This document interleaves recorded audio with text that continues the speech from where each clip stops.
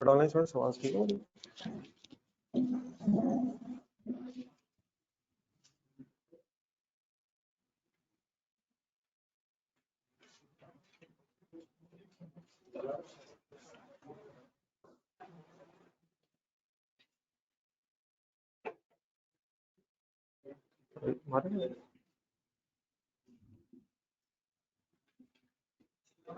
आप इधर बैग उधर कर लेना, आप जरा इधर ही हो जाए, फिर वो नजर नहीं आएगा। बैग ये वाला भी उधर कर, उस तरफ रखें।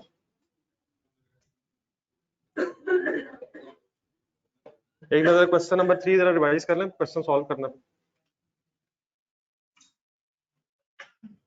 ऑनलाइन स्टूडेंट्स आवाज ठीक है प्लीज?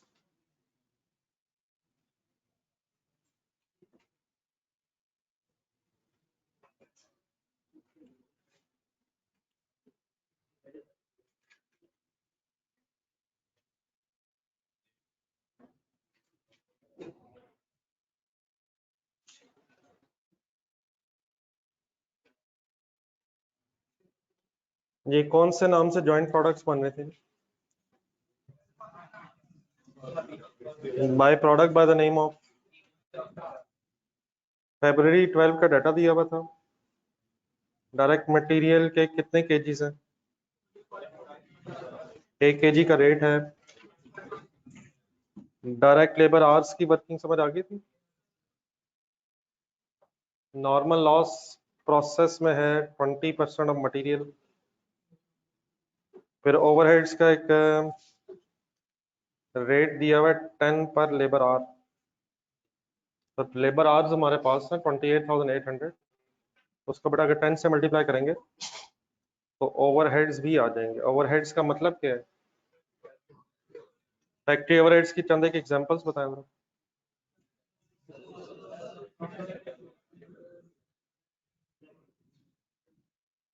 ये आवाज ठीक है? आवाज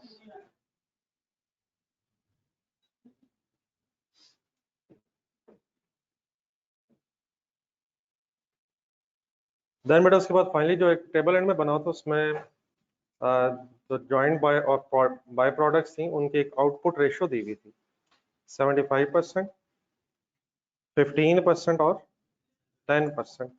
लास्ट 2 लाइंस में फिर ये बताया हुआ था कि जो अल्फा है उसे फर्दर प्रोसेस करके बेचा जाता है, और जो अल्फा के अलावा प्रोडक्ट्स हैं, और कोई है प्रोडक्ट वैसे? बीटा और जीटा भी था ना? बीटा बरल जॉइंट प्रोडक्ट है और जीटा जो है वो बाय प्रोडक्ट है। और लास्ट लाइन में फिर जॉइंट कॉस्ट के एलोकेशन का एक मेथड बताया हुआ है, net realisable value method. Net realisable value method means NRV means sale value at separate off method ही है ये, लेकिन अगर क्वेश्चन में सेलिंग एक्सपेंसेस हो तो वो माइनस करके एलोकेशन होती है। रिक्वायरमेंट जरा देखें, रिक्वायरमेंट देखें please. Joint manufacturing cost calculate करनी है और फिर एक प्रॉफिट पर केजी कह रहा है। पहले रजिस्टर खोलें।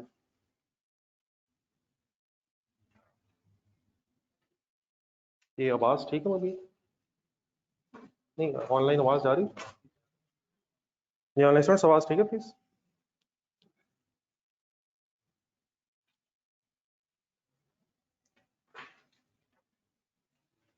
चलिए कर लिए फुल कंसंट्रेशन से क्वेश्चन स्टार्ट करें। आज कोशिश करते हैं कि जरा एक दो क्वेश्चंस हो जाए ताकि जरा बात थोड़ी सी आपको भी सही तरह क्लियर हो जाए। फर्स्ट पेज काइंडली जरा छोड़ दें, इसमें हम अपनी वर्किंग्स करते हैं, लेकिन पहले इस क्वेश्चन में जो इन्फॉर्मेशन है उससे जरा एक डायग्राम फॉर्म में जरा नेक्स्ट पेज पे आके जरा मेरे साथ एक्सप्लेन करना है। इस पेज पे हमने हेडिंग्स लिखी थी उसको छोड़ दें, नेक्स्ट पेज पे आए जरा। क्वेश्चन में जो फ्लो है, पहले कौन सी प्रोडक्ट्स बन रही हैं, उसके बाद फिर फर्दर क्या हो रहा है, अगर ये थोड़ा सा लिख लिया करें आप तो जरा क्वेश्चन सॉल्व करना कंपैरेटिवली फिर इजी हो जाता है। तो वर्किंग्स के लिए काइंडली नेक्स्ट पेज पर एक पेज छोड़ दो।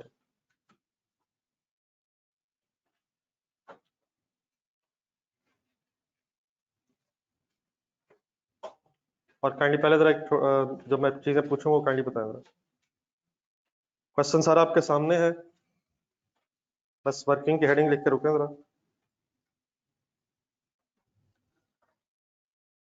कॉमन प्रोसेस में फर्स्ट पैराग्राफ में जाना, कितनी क्वांटिटी इन हो रही है प्लीज, कितनी क्वांटिटी इन हो रही है? इस क्वांटिटी ऑफ रॉ मटेरियल से फिर 3 प्रोडक्ट्स बननी है, alpha beta. Alpha beta joint product बताई हुई क्वेश्चन में, और जीटा एक बाय प्रोडक्ट है। देन जरा नॉर्मल लॉस की परसेंटेज ढूंढना, कैलकुलेटर्स पकड़ा, कैलकुलेटर्स पकड़ा, एक एक प्लीज फिगर जो आएगी सॉल्व करके लिखनी है। 25,000 मल्टीप्लाइड बाय 20%, 5,000 kg से बड़ा नॉर्मल लॉस है। सही कह रहा हूँ? इस प्रोसेस के अंदर एक लॉस हो रहा है 5,000 kg का। तो इसका मतलब अगर 25,000 kg इन है और 5,000 kg लॉस है, तो आउटपुट आपकी बनेगी 20,000। देन जरा लास्ट टेबल में जाए, फ्रेंड में एक टेबल छोटा सा दिया हुआ, आउटपुट रेशियोज दी हुई, ये वर्ड जरा काइंडली फुल कंसंट्रेशन सही तरह पढ़ना। आउटपुट रेशियोज का मतलब जो क्वांटिटी आउटपुट होनी है उसकी फिर परसेंटेजेस दी हुई। तो अब 75%, 15% और 10% की वर्किंग जरा करवाएं। मतलब अगर मैंने अल्फा की क्वांटिटी अब निकालनी है तो कैसे वर्किंग करूं? 20,000 या 25,000 आउटपुट मल्टीप्लाइड बाय 75%, आपके पास 15,000 kgs अल्फा के आ जाएंगे। इसी तरह वर्किंग करते जाए, 3,000 kgs बीटा के आ जाएंगे और 2,000 kgs अल्फा सॉरी जीटा की क्वांटिटी बन जाएगी। Any confusion in the working? Then जरा आखिरी 2 लाइनों में, अकॉर्डिंग टू क्वेश्चन बेटा फिर हमें ये भी बताया हुआ है कि alpha is sold after further processing, तो उसका फिर एक 30 रुपीज पर यूनिट एक रेट भी दिया हुआ है। अल्फा की फर्दर प्रोसेसिंग होनी है और फिर उसने फाइनली सेल होना है। तो यहाँ तक जरा नोट करना, फिर इसकी बेस पर जरा क्वेश्चन शुरू करते हैं। चीजें प्लीज पहले समझा करें, देन फिर नोट किया करें।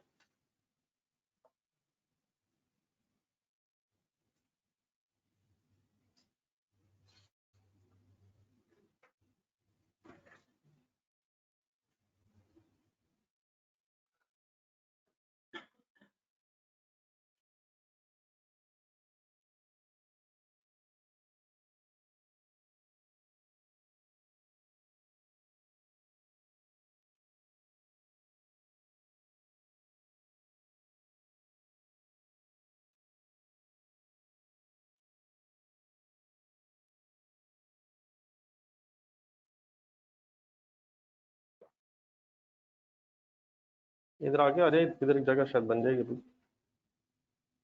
ये सब शायद बन जाएगी। यहाँ जरा ट्राई कर लेना।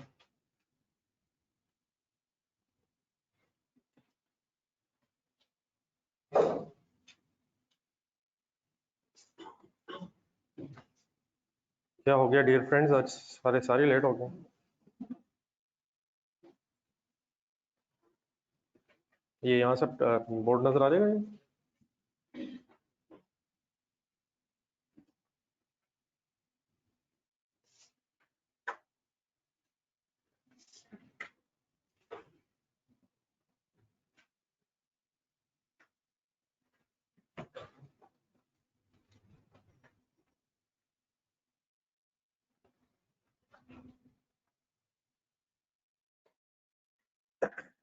जी noted please. Any confusion in this explanation? चलो अब रिक्वायरमेंट्स की तरफ। 2 हिस्से हैं इस रिक्वायरमेंट के, फुल स्टॉप बीच में लगा हुआ है। तो फर्स्ट पार्ट इज, ये करूं शुरू या भी कोई लिख रहा है? अगर कोई लिखा तो जरा बता दें, लिख लें जल्दी से।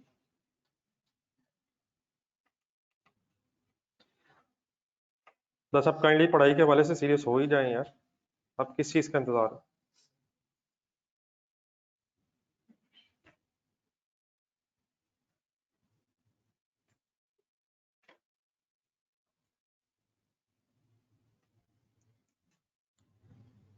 ये वर्किंग थोड़ी सी करवा दीजिएगा जरा। मैन्युफैक्चरिंग कॉस्ट बड़ा निकालनी है, डेफिनेटली प्रोडक्ट्स से ज्यादा बन रही है, इसे joint manufacturing cost word use कर रहा है। हेल्प मी, आप बताएंगे कहाँ से शुरू करूं?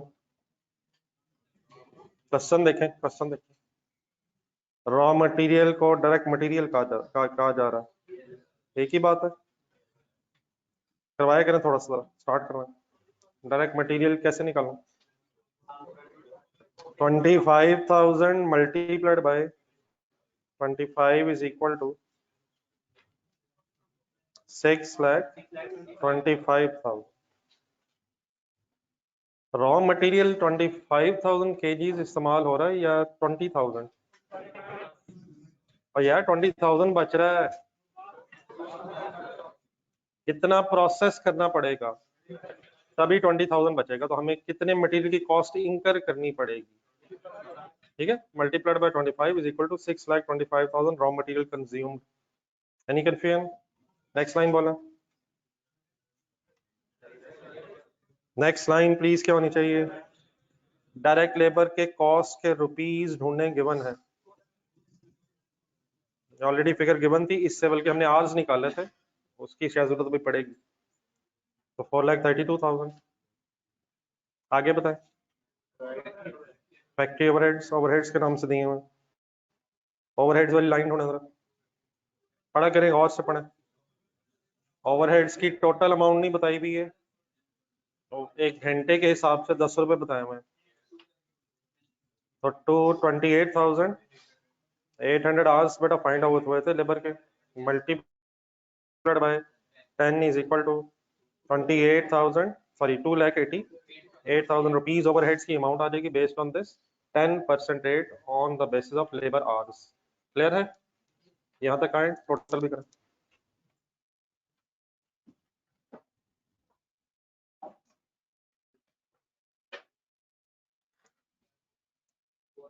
तो चेयर्स वगैरह अरेंज कर लो, थोड़ा सा आगे कर लो, पीछे पता नहीं नजर आएगा बोर्ड पे। इधर काइंडली इधर कौन है? कुछ चेयर्स ये मुबीन का तो देखना है। ये एक मिनट बेटा, आप लिखना जरा। ये आप जिनकी हाइट जरा कम है, आपको सही नहीं नजर आएगा भाई जो है, देख लेंगे। वैसे तो इतना लेट होना शुरू हो गया, क्या खैरियत है यार? अच्छे भले टाइम पे फ्रेंड्स आते होते थे, सारे पीछे इकट्ठे हुए हैं। क्लास का टाइम अगर बदलने तो मुझे भी तो बताना ना यार, या मेरा मान लें या अपना फाइनल करा दें।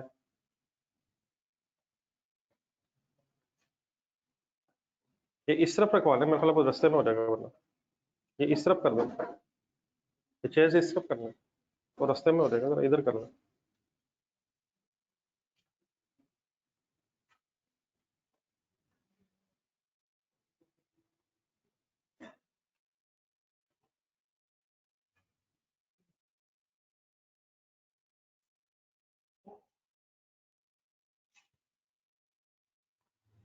एक एक चीज सुनना समझना बड़ा जरूरी है।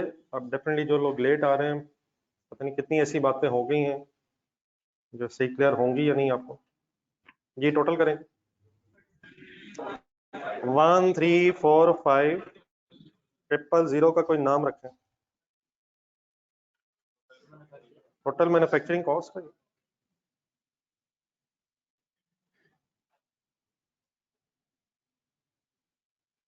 टोटल मैन्युफैक्चरिंग कॉस्ट ही है।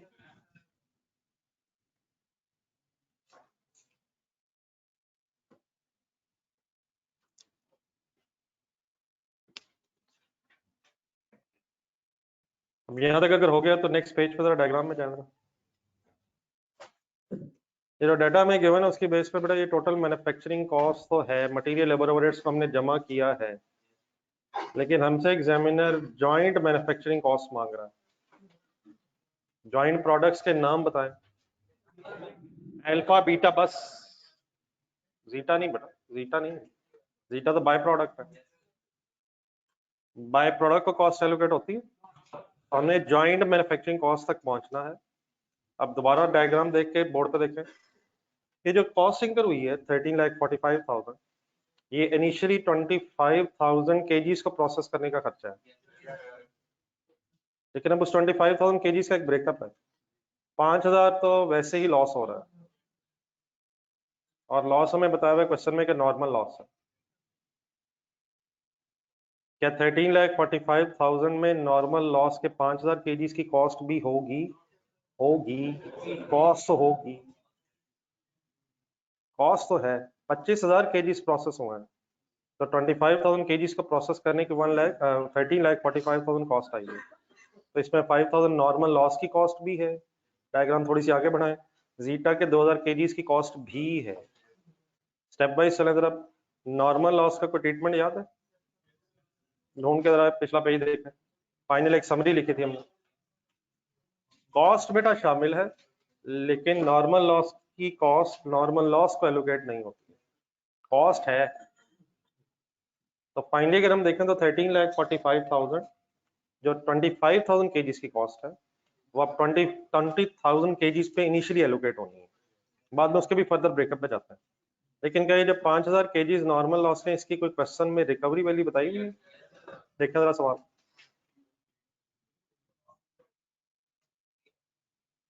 तो नॉर्मल लॉस के यूनिट्स को कॉस्ट एलोकेट तो नहीं होनी है, लेकिन क्या इसकी कोई रिकवरी वैल्यू सवाल में है सर? 8 रुपीज दी हुई है, 8 रुपीज पर केजी एक scrap value of normal loss दी हुई है, तो कॉस्ट एलोकेट नहीं होनी, लेकिन अगर कोई रिकवरी वैल्यू है तो उसने अगर परचेजेस से रिलेटेड है तो परचेज कॉस्ट से लेस होना है, लेकिन यहाँ मैन्युफैक्चरिंग प्रोसेस में से अगर लॉस हो रहा है तो मैन्युफैक्चरिंग कॉस्ट में से लेस कर देंगे। प्लीज कुछ याद आ रहा है? कैलकुलेटर पकड़ा,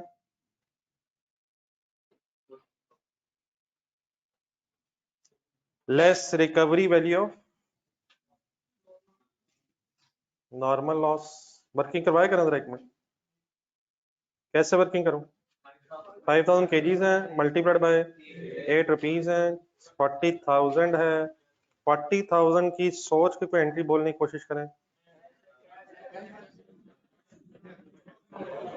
थोड़ा सा इस सिचुएशन के एंगल से जरा इसे एडजस्ट करें, इस वर्ड्स को अपने, कैश रिसीवेबल डेबिट और मैन्युफैक्चरिंग या प्रोडक्शन कॉस्ट क्रेडिट। प्रोसेस में से, मैन्युफैक्चरिंग प्रोसेस में से लॉस हुआ है, तो मैन्युफैक्चरिंग कॉस्ट में से लेस करने का मतलब हम उसे क्रेडिट कर रहे हैं। ठीक है, यहाँ तक आ जाए, और एक छोटी सी एंट्री जरा साथ ही लिख जरूर लें, जरा याद रिवाइज हो जाए।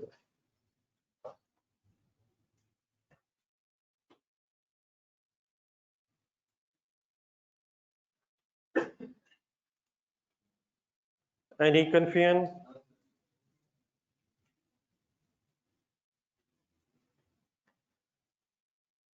अब जो जरा टाइम मैनेज नहीं कर पा रहे बेटा, ये गेम खराब हो जाएगी, मैं एहसास दिला सकूंगा, लेकिन डेफिनेटली इससे ज्यादा कुछ नहीं कर सकूंगा। आपको प्लीज हिम्मत करनी चाहिए, कल से आ जाएंगे टाइम पे, जज़ाकल्लाह यार।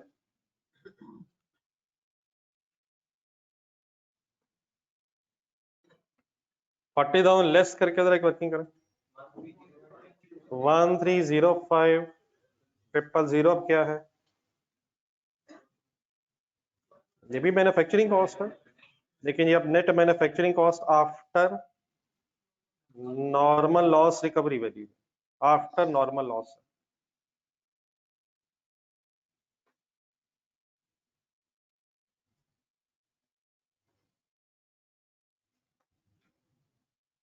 फाइनली अब जो 13,05,000 रह गया है, फाइनली अब ये जो 13,05,000 रह गया है, दोबारा जरा डायग्राम देखें, कितने केजी की कॉस्ट रह गई अब ये? क्या नॉर्मल लॉस का जो करना था वो कर दिया है, कॉस्ट एलोकेट होनी नहीं थी, और रिकवरी वैल्यू इसकी थी वो हमने लेस कर दी है। अब ये कितने केजीज की कॉस्ट रह गई है?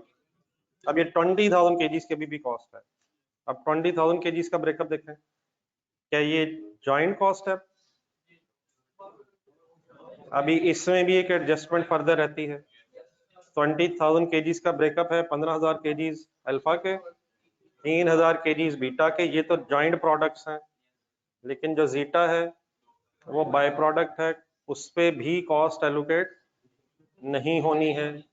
प्लीज ऐसे ही है क्या? 2,000 केजीज का खर्चा भी इसके अंदर है, खर्चा है, कॉस्ट इसके अंदर 2,000 केजीज की भी है, लेकिन वो 2,000 केजीज की कॉस्ट जीटा को एलोकेट होने की बजाय जॉइंट प्रोडक्ट्स पे ही एलोकेट होगी। तो वंस अगेन अब आपने रिवाइज करना, बाय प्रोडक्ट का काउंटिंग ट्रीटमेंट भी क्या है कि कॉस्ट एलोकेट नहीं होती है, लेकिन अगर उसकी कोई रिकवरी वैल्यू हो तो उसके भी दो ट्रीटमेंट्स हैं, अदर इनकम भी बना सकते हैं और मैन्युफैक्चरिंग कॉस्ट से नेट ऑफ भी कर सकते हैं। डिसाइड करें, सवाल पढ़ें। सवाल में को ट्रीटमेंट बताया हुआ normal sorry recovery value of by product के ट्रीटमेंट का। जॉइंट कॉस्ट की एलोकेशन का तो वे बताया हुआ था, बताया हुआ है, लेकिन बाय प्रोडक्ट की रिकवरी वैल्यू का अगर ट्रीटमेंट ना बताया हो तो उसका भी ट्रीटमेंट नेट ऑफ वाला ही होता है। अब ये 3 चीजें याद आ जाती हैं तो पूरा बोल दो जरा। कॉस्ट एलोकेट होती है, रिकवरी वैल्यू का क्या या क्या होता है, और अगर क्वेश्चन साइलेंट हो तो बिस्मिल्लाह पढ़े। बाय प्रोडक्ट की रिकवरी वैल्यू का कोई क्वेश्चन में ट्रीटमेंट नहीं बताया हुआ, तो अब बाय डिफॉल्ट हम क्या करने लगे हैं। अच्छा, शायद नेट इफेक्ट ये है कि अगर क्वेश्चन में इंफॉर्मेशन ना हो तो जो ट्रीटमेंट नॉर्मल लॉस का है शायद वही ट्रीटमेंट, क्या ख्याल है, जो ट्रीटमेंट नॉर्मल लॉस का है क्वेश्चन में अगर इंफॉर्मेशन ना हो तो शायद वही ट्रीटमेंट बाय प्रोडक्ट का भी हो रहा है।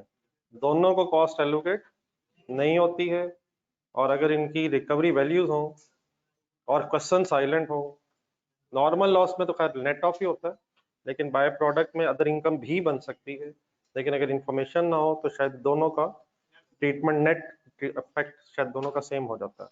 वर्किंग करवाएंगे।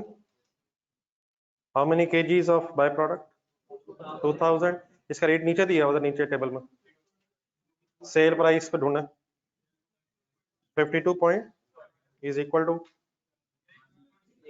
1,05,000 की भी एंट्री ट्राई करें।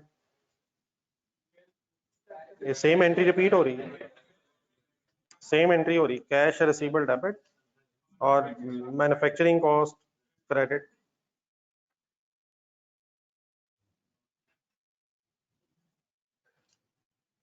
फाइनल टोटल करें।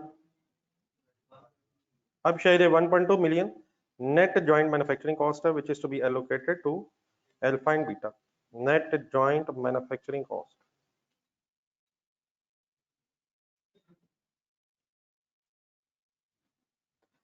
आफ्टर ऑल दिस वर्किंग, अब ये फाइनली शायद अल्फा और बीटा में कॉस्ट एलोकेट होनी चाहिए 15,000 और 3,000 जो यूनिट्स बने हैं, केजीज बने हैं अल्फा और बीटा के। ठीक है जी प्लीज।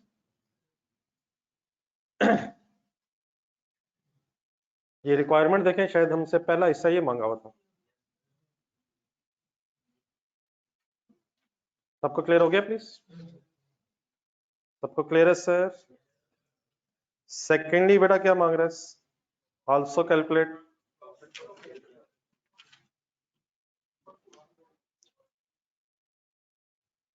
कैलकुलेट क्या?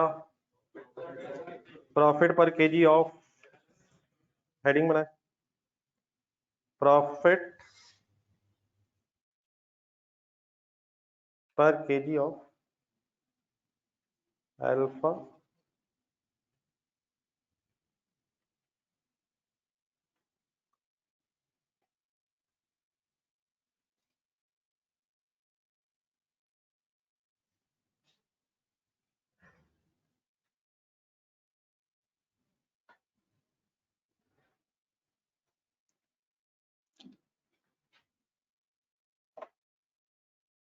अब प्रॉफिट पर केजी बेटा मांग रहा है, पर केजी कैसे आएगा वो मैं डिस्कस करूंगा। प्रॉफिट अगर आपसे मांगा जाए कि प्रॉफिट कैलकुलेट करें तो सिंपली आपके जहन में प्रॉफिट एंड लॉस स्टेटमेंट आनी चाहिए। पर केजी मेरे पे छोड़े, प्रॉफिट अगर निकालना हो तो कहां से स्टार्ट करें? सेल से, कॉस्ट ऑफ सेल से ग्रॉस प्रॉफिट तक पहुंचेंगे, आगे फिर एडमन सेलिंग वगैरह ढूंढ के नेट प्रॉफिट निकालें। लेकिन प्रोडक्ट वाइज मांग रहा है अल्फा बीटा, तो दो कॉलम्स बना लें, एक प्रॉफिट एंड लॉस स्टेटमेंट जहन में रख के अल्फा और बीटा का पहले प्रॉफिट निकाल लेते हैं, पर केजी फिर कैसे निकालना है वो भी मिलजुल के डिसाइड करते हैं। तो एक प्रॉफिट एंड लॉस स्टेटमेंट जहन में रख के जरा कॉलम्स बना लें। ये शायद इस तरह की वर्किंग हमने बाइनरी में भी की है, प्रोडक्ट वाइज प्रॉफिटेबिलिटी, लेकिन यहाँ पर केजी कह रहा है तो अगर पर केजी निकालना तो वो भी इंशाल्लाह निकालते हैं।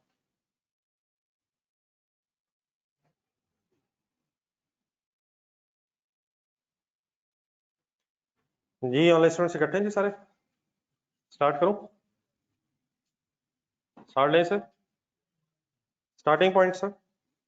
सेल्स, कैलकुलेटर पकड़ो, बताएं अल्फा की सेल्स कैसे निकालूं। फॉरगेट अबाउट पर केजी, वो मेरा काम है, आप अदरवाइज प्रॉफिट लॉस स्टेटमेंट बनवाएंगे। What is the quantity of alpha, कितने केजीज अल्फा के बने हैं। डायग्राम इसलिए बनाई है कि अब वो हेल्पफुल हो जाएगी हमें। अच्छा मेरे वर्ड सुने गौर से काइंडली, ये 15,000 केजी बनाए हैं या बेचे हैं? बनाए तो हैं, प्रोडक्शन हुई है, स्टॉक्स की इंफॉर्मेशन नहीं है, हमें नहीं पता कि स्टॉक्स कितना बचे हैं। तो अगर क्वेश्चन में इंफॉर्मेशन स्टॉक्स की ना हो तो हम यही अज्यूम कर सकते हैं जो बनाए हैं वही बिके हैं। प्लीज दोबारा क्लियर कर लें, 15,000 प्रोडक्शन हुई है, हमने जो डायग्राम बनाई है वो प्रोडक्शन वाली है, लेकिन हम उस प्रोडक्शन को सेल समझ के क्यों यहाँ लिख रहे हैं, क्योंकि हमें स्टॉक्स की कोई इंफॉर्मेशन नहीं है। पिछला क्वेश्चन नंबर 2 ढूंढे जरा, क्या स्टॉक्स बचे भी हो सकते हैं, ढूंढने जरा, फर्स्ट पॉइंट में जाए। ए बी प्रोडक्शन थी 335 समथिंग शायद, सेल, प्रोडक्शन और सेल में फर्क हो सकता है तभी, लेकिन अगर स्टॉक्स की इंफॉर्मेशन हो, अदरवाइज वी अज्यूम कि जब प्रोडक्शन हुई है वही सेल भी हो रही है। तो इस क्वेश्चन नंबर 3 में स्टॉक्स की इंफॉर्मेशन ना होने की वजह से वी अज्यूम के जो केजीज बने हैं वही सेल भी हो रहे हैं। Any confusion? Multiplied by rate बताएं। लास्ट टेबल प्लीज, फिगर सारी ढूंढ के लिखा करें। सॉरी 95 1425 000, बीटा की भी वर्किंग करवाएं। 3000 multiplied by 175 is equal to 5,525,000। लिखे सर, एक वर्किंग जरूर कम से कम लिख लीजिएगा, ये सारी वर्किंग दोबारा लिखनी जरूरी नहीं है, कैलकुलेटर पर जस्ट सॉल्व कर लेना सफिशिएंट।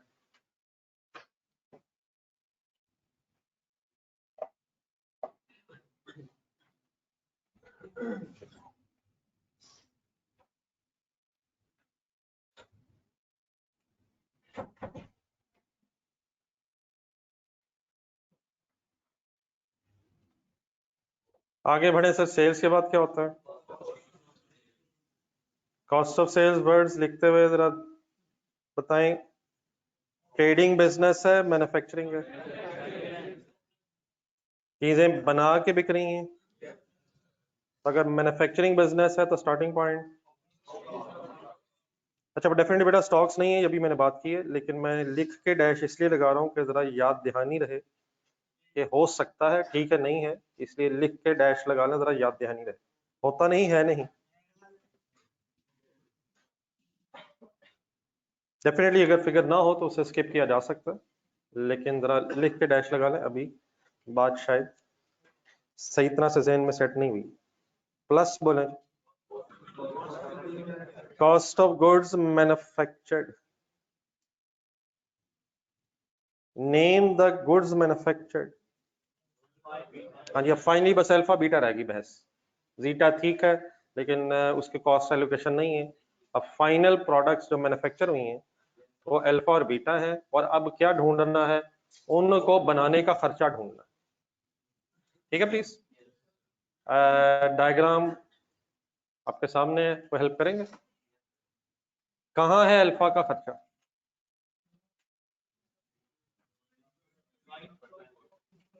कहाँ है बीटा का खर्चा?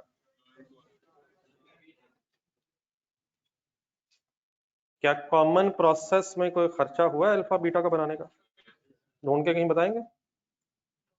What is the cost of manufacturing alpha and beta finally?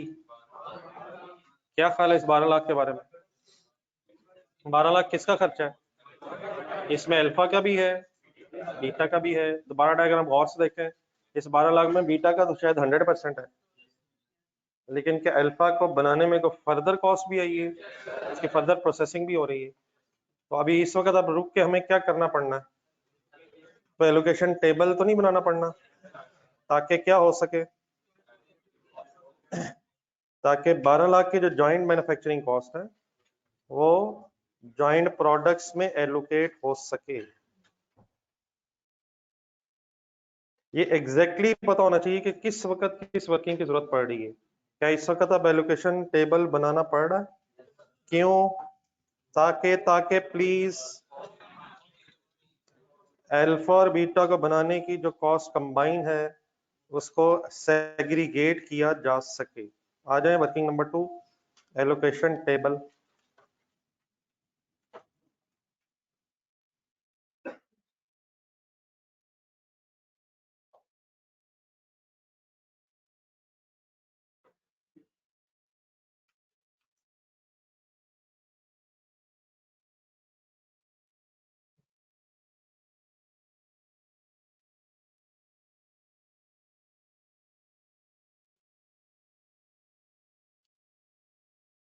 और एलोकेशन टेबल बनाते हुए कोई जॉइंट कॉस्ट एलोकेशन का मेथड पता है हमें? क्या? NRV basis net realisable value method कह रहा था, लिख लें ब्रैकेट में, बाकी इसको अप्लाई करते हैं अभी। कहां तक एनआरवी मेथड और सेल वैल्यू मेथड सेम है? Sale value at separate off तक same, sale value at separate off तक सेम है। उसके बाद अगर कुछ सेलिंग एक्सपेंसेस हो तो डिफरेंस आ सकता है, लेस करके फिर एलोकेशन होती है। आप sale value at separate off ध्यान में रखें और अकॉर्डिंगली वर्किंग शुरू करवाएं। बाकी अगर कोई चेंज है तो मैं बताता हूँ। जी प्रोडक्ट्स के नाम बताएं।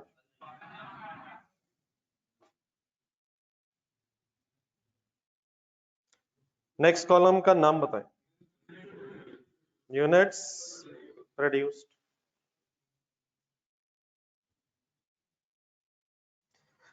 यूनिट्स प्रोड्यूस क्वांटिटी बताएं। 15,000 एंड 3,000। अच्छा कॉलम्स अब आगे जाने, थोड़ा सा आपको idea, sale value at separate off method है, उधर अकॉर्डिंगली लेफ्ट साइड से शुरू कीजिएगा।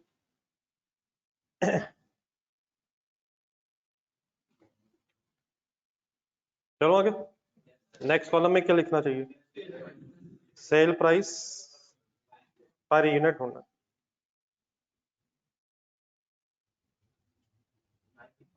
$95, $175।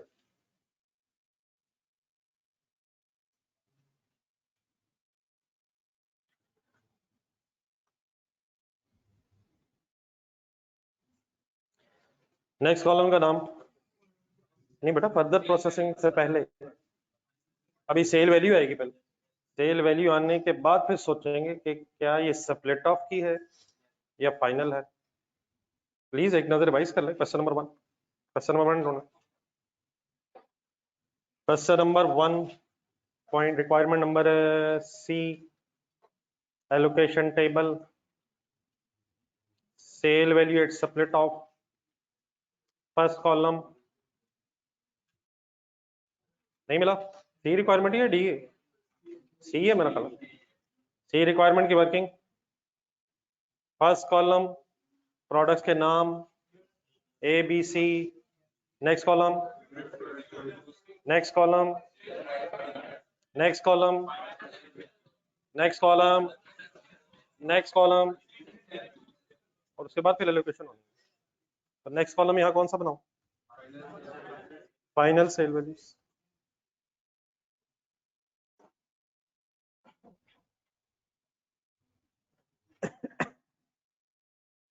ये फिगर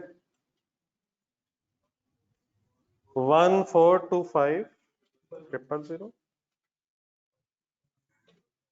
525। अब फुल कंसंट्रेशन के काम शुरू हो चुके हैं, आहिस्ता आहिस्ता छोटे छोटे क्वेश्चन भी अचानक बहुत बड़े बड़े हो जाने। ये फिगर जो आपने सॉल्व करवाई है किसी ने? प्लीज ये फिगर सॉल्व करवाइए सर। ये थोड़ी देर पहले भी जरा पिछला पेज देखें, ये थोड़ी देर पहले भी तो यही फिगर आई है। लेकिन क्या कॉन्सेप्चुअली कोई डिफरेंस है उन फिगर, इन फिगर्स में कॉन्सेप्चुअली? क्या सेम होने की वजह से शायद ये फिगर सेम आ रही है? प्रोडक्शन और सेल सेम होने की वजह से शायद सेम आ रही है, क्योंकि स्टॉक्स नहीं है। वरना यहाँ ये प्रोडक्शन की सेल वैल्यूज हैं और प्रॉफिट एंड लॉस में सेल यूनिट्स की सेल वैल्यूज हैं। Why these figures are exactly same? क्योंकि जो बने हैं वही सेल हुए हैं, स्टॉक नहीं बचा, वरना डिफरेंस हो सकता है। यहाँ प्रोडक्शन की सेल वैल्यूज लिख रहे हैं हम, और प्रॉफिट एंड लॉस में डेफिनेटली जो यूनिट्स बिके होते हैं उनकी सेल वैल्यूज होती हैं। तो स्टॉक्स ना होने की वजह से, ये फिगर सेम है। ओके प्लीज, अब यहाँ तक जो पहुंचे हैं जरा डायग्राम ढूंढना, डायग्राम वर्किंग। ये जो सेल वैल्यूज आई हैं अल्फा और बीटा की, क्या ये स्प्लिट ऑफ पॉइंट की हैं? प्लीज यार इजी क्वेश्चन है यार, कमाल हो गई है। क्या बीटा की फाइनल सेल वैल्यू ही स्प्लिट ऑफ पॉइंट की भी है? वो तो एज इट इज सेलेबल है। लेकिन क्या अल्फा के लिए फर्दर प्रोसेसिंग भी इन्वॉल्व है? तो नेक्स्ट कॉलम, फर्दर प्रोसेसिंग के कॉलम में, फर्दर प्रोसेसिंग कॉस्ट के कॉलम में बीटा के सामने तो डैश ही आएगा, लेकिन अल्फा के सामने अभी वर्किंग करवानी है आपने। तो तरतीब काइंडली ज़हन में इस तरह बनानी चीजों की, सीक्वेंस अपने ज़हन में एडजस्ट होना चाहिए। ढूंढने को information about what is the further processing cost of alpha, what is 30 per unit है, तो वर्किंग करवाएं 30 मल्टीप्लाइड बाय 15,000 मल्टीप्लाइड बाय 30, समझ आ रहा है please? What is 4,50,000 further processing cost of alpha before being sold into the market? Any confusion? Any question? I am expecting question.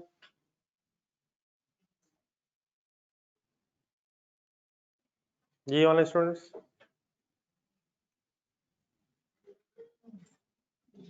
next column, assume sale value at split of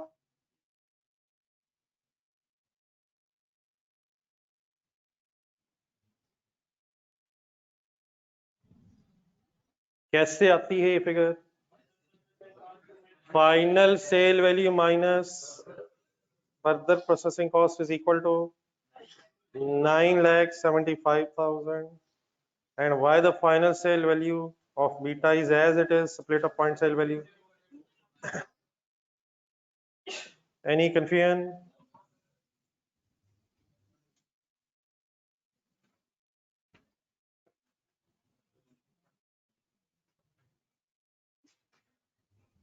जी आगे सब यहाँ तक? Then बेटा यहाँ तक तो अब sale value separate off point method अल्हम्दुलिल्लाह हो गया है, लेकिन हमारे मेथड का नाम लिखा हुआ है एनआरवी मेथड। अपने क्वेश्चन में जाए, ब्रैकेट में जाए,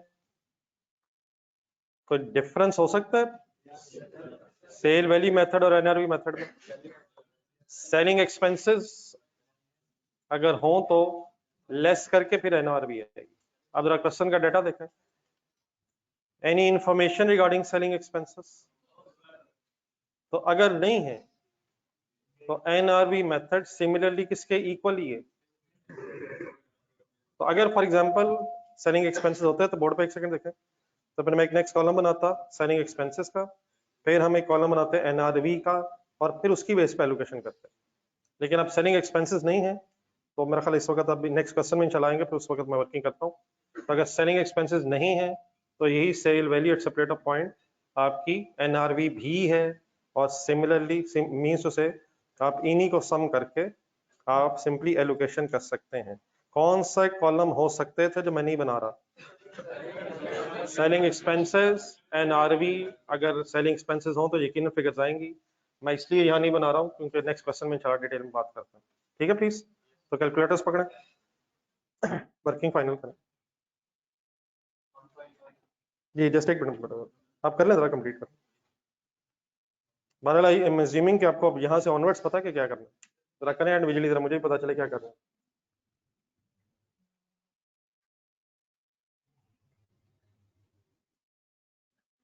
ठीक है चीजें नई हैं, लेकिन नई चीजों को ग्रैस्प करने का तरीका यही होता है कि एक बेस्ट एफर्ट की जाए।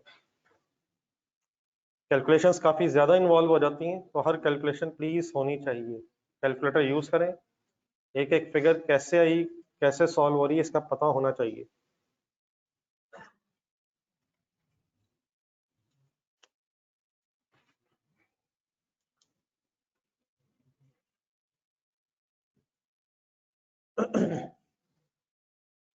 बहुत से हजरात का फर्स्ट डे आज महसूस हो रहा है मेरे सामने, लेकिन अल्लाह करे आपने भी मुझे आज फर्स्ट डे ना देखा हो।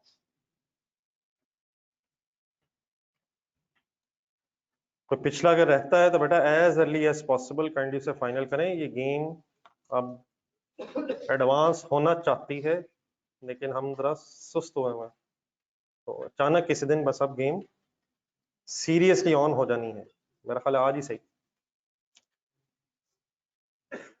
जी सर, टोटल क्या बनता है? 15 लाख। जी अमाउंट कौन सी है जिसे एलोकेट करना? ये सबको पता है 12 लाख में एलोकेट होना। Joint cost 975,000 divided by 15 lakh multiplied by 12 lakh. 7,80,000 and 4,20,000। एक वर्किंग बैरल अभी फिलहाल लिखते रहा करें, चाहे दूसरी वर्किंग, लेकिन कैलकुलेटर पे मस्ट है जी सॉल्व कर रहे हैं आप कि क्या है जी 780 और 420। नहीं वो तो बेटा होना था जो हो गया, ठीक है, जॉइंट कॉस्ट एलोकेट हो गई है। अब फाइनली 780 क्या है, 420 क्या है, 12 लाख क्या था? 12 लाख बनाने का टोटल खर्चा था, जॉइंट मैन्युफैक्चरिंग कॉस्ट का टोटल एक्सपेंस था। अब उस जॉइंट कॉस्ट में 780 और 420 शेयर आ गया है अल्फा और बीटा का। अब जरा पिछले पेज पे जाएं, क्या कर रहे थे, क्या ढूंढ रहे थे? तो अल्फा की कॉस्ट ऑफ गुड्स मैन्युफैक्चर्ड बताएं। क्या बस 780? डायग्राम हेल्पफुल रहेगी। 7,80,000 तो कहां तक का खर्चा है? जॉइंट प्रोसेस तक का खर्चा है। क्या उसमें कुछ ऐड भी होगा? Plus further processing cost add होगी, तो फिर उसकी टोटल मैन्युफैक्चरिंग कॉस्ट बनेगी। ठीक है प्लीज, तो आए वापस थोड़ी सी फिगर्स एक्सप्लेन करना मेरा। अल्फा की अब total cost of goods manufactured would be sum of share of joint cost plus further processing cost for 50। Answer 12,30,000 I think. 1280, 1230। Please सबका पता ऐड क्यों कर रहा हूं? इनिशियली बनाया तो 12 लाख में 7,80,000 डिस्ट्रीब्यूट हुआ है, और फिर बेचने से पहले 30 पर यूनिट मीन 4,50,000 का और खर्चा हुआ है। बीटा आप बताएं, बीटा बनाने का टोटल खर्चा बस कितना है? क्योंकि उसकी फर्दर प्रोसेसिंग की इंफॉर्मेशन नहीं।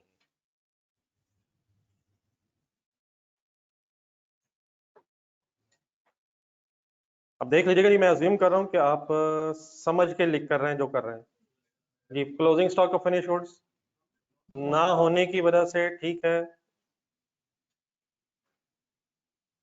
ओपनिंग क्लोजिंग फिनिश गुड्स ना होने की वजह से क्या कॉस्ट ऑफ गुड्स मैन्युफैक्चर्ड ही कॉस्ट ऑफ सेल्स बन जाएगी?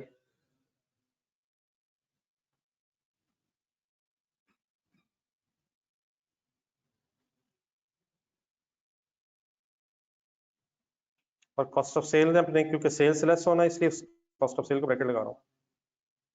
जो यूनिट्स बनाए हैं वो क्योंकि सेल हो गए हैं, तो cost of sale cost of goods manufactured की इक्वल आ रही है। आए ग्रॉस प्रॉफिट तक कर ले solve sir.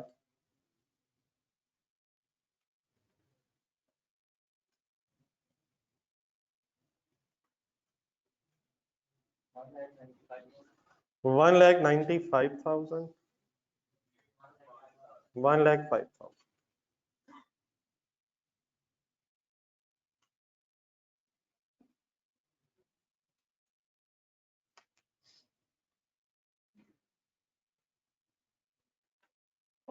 Cost of goods manufactured cost of sales के बराबर क्यों है? जितना बनाया है उतना ही बिका। जो बनाने का खर्चा था गुड्स का वही बेचने का भी खर्चा है क्योंकि स्टॉक में कुछ नहीं बचा। Any confusion? ग्रॉस प्रॉफिट से थोड़ा सा आगे बढ़े, क्वेश्चन देख कर। कोई other income? Yes sir. By product sir. Recovery value sir. जो करना था कर लिया है, मैन्युफैक्चरिंग कॉस्ट नेट कर लिया है, डबल नहीं करना। Any Edmund selling expenses? अब क्वेश्चन बड़ा इन्फॉर्मेशन नहीं है, वरना डेफिनेटली ये ग्रॉस प्रॉफिट है। आगे अगर कोई एडमन सेलिंग एक्सपेंसेस, आप पिछला रजिस्टर का पेज देखा, बाइनरी वाला क्वेश्चन देखा, क्या ग्रॉस प्रॉफिट के बाद भी फिगर्स हो सकती हैं? एडमन सेलिंग, फाइनेंशियल चार्जेस वगैरह वगैरह जिस तरह पहले होता था।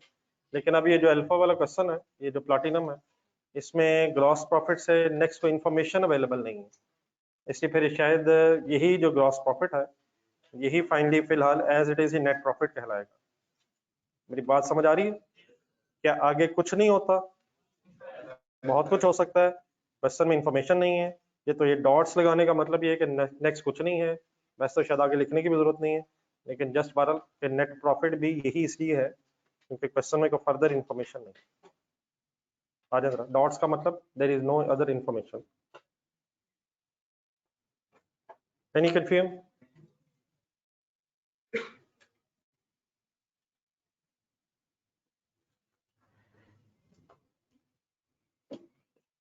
लेकिन क्वेश्चन की अब रिक्वायरमेंट देखें जिस वक्त हम पार्ट कर रहे हैं।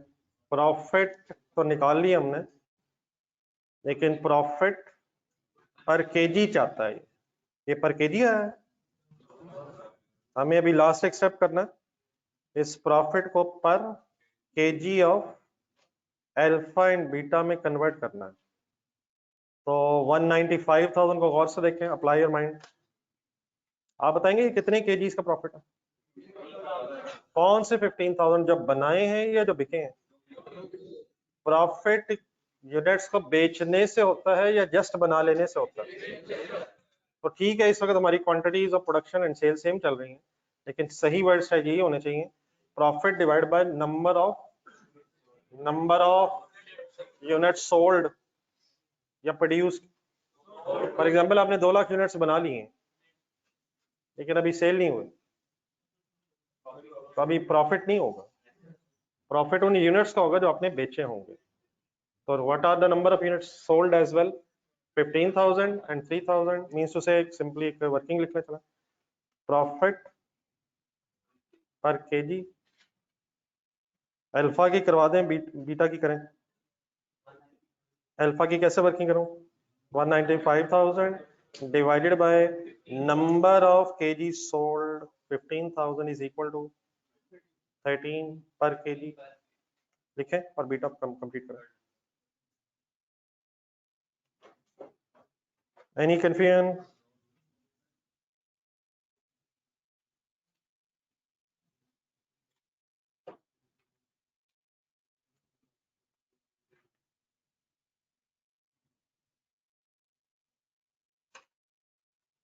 जी लास्ट लाइन में से कोई बता दे, बीटा का profit per KG 35।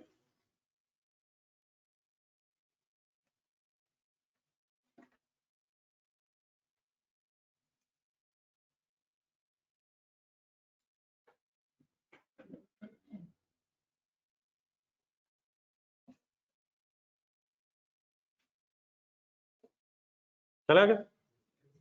Anything else in this question? Question number 4 ढूंढना।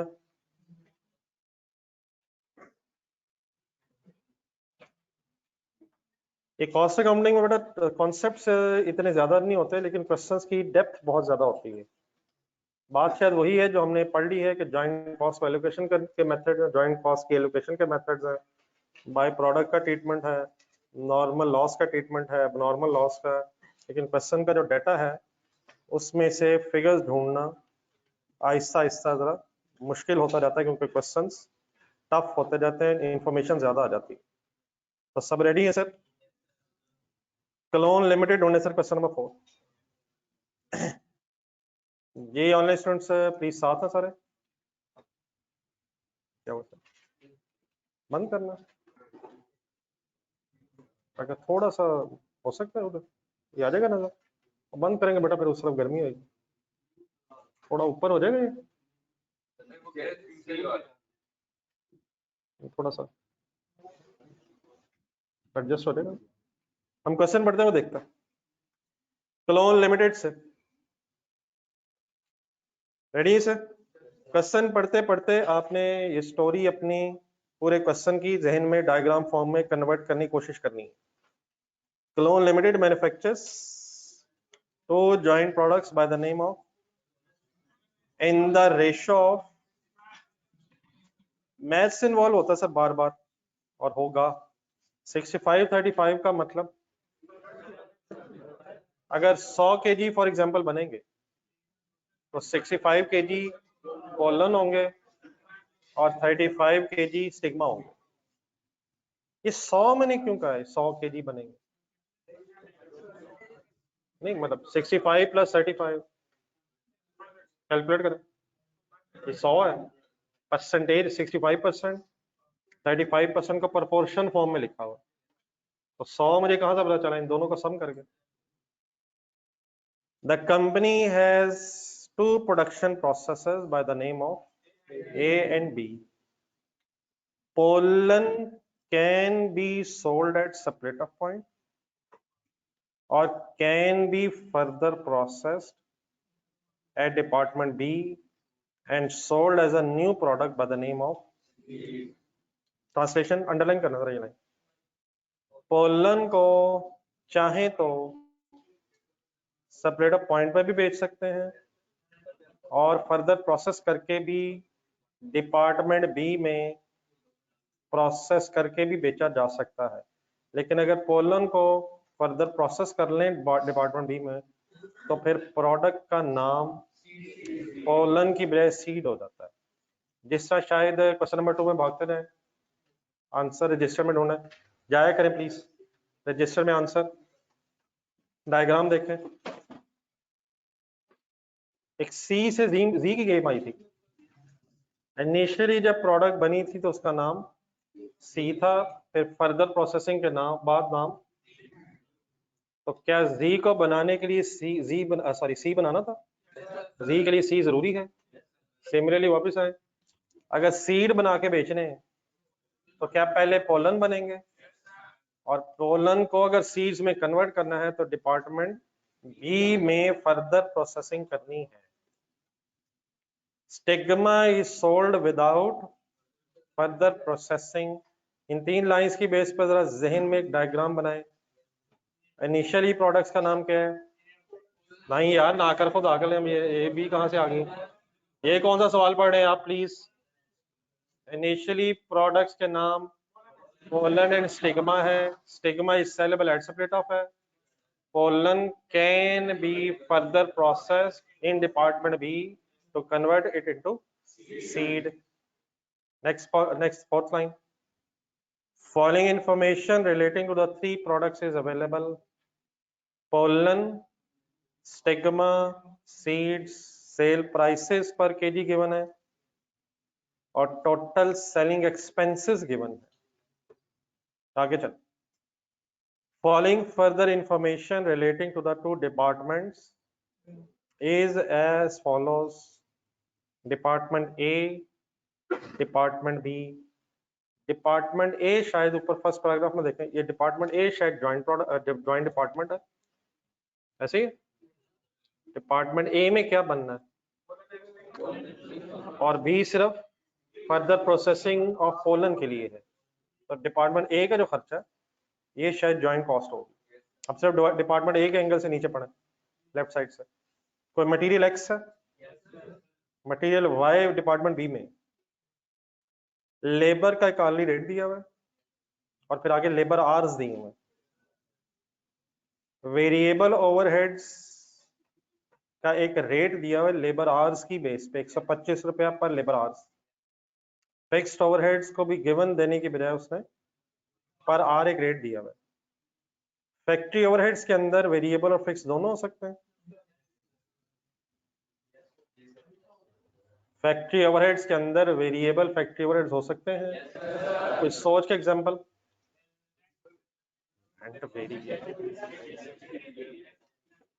इतना सोच के क्यों? चंद पेजेस पीछे जाए।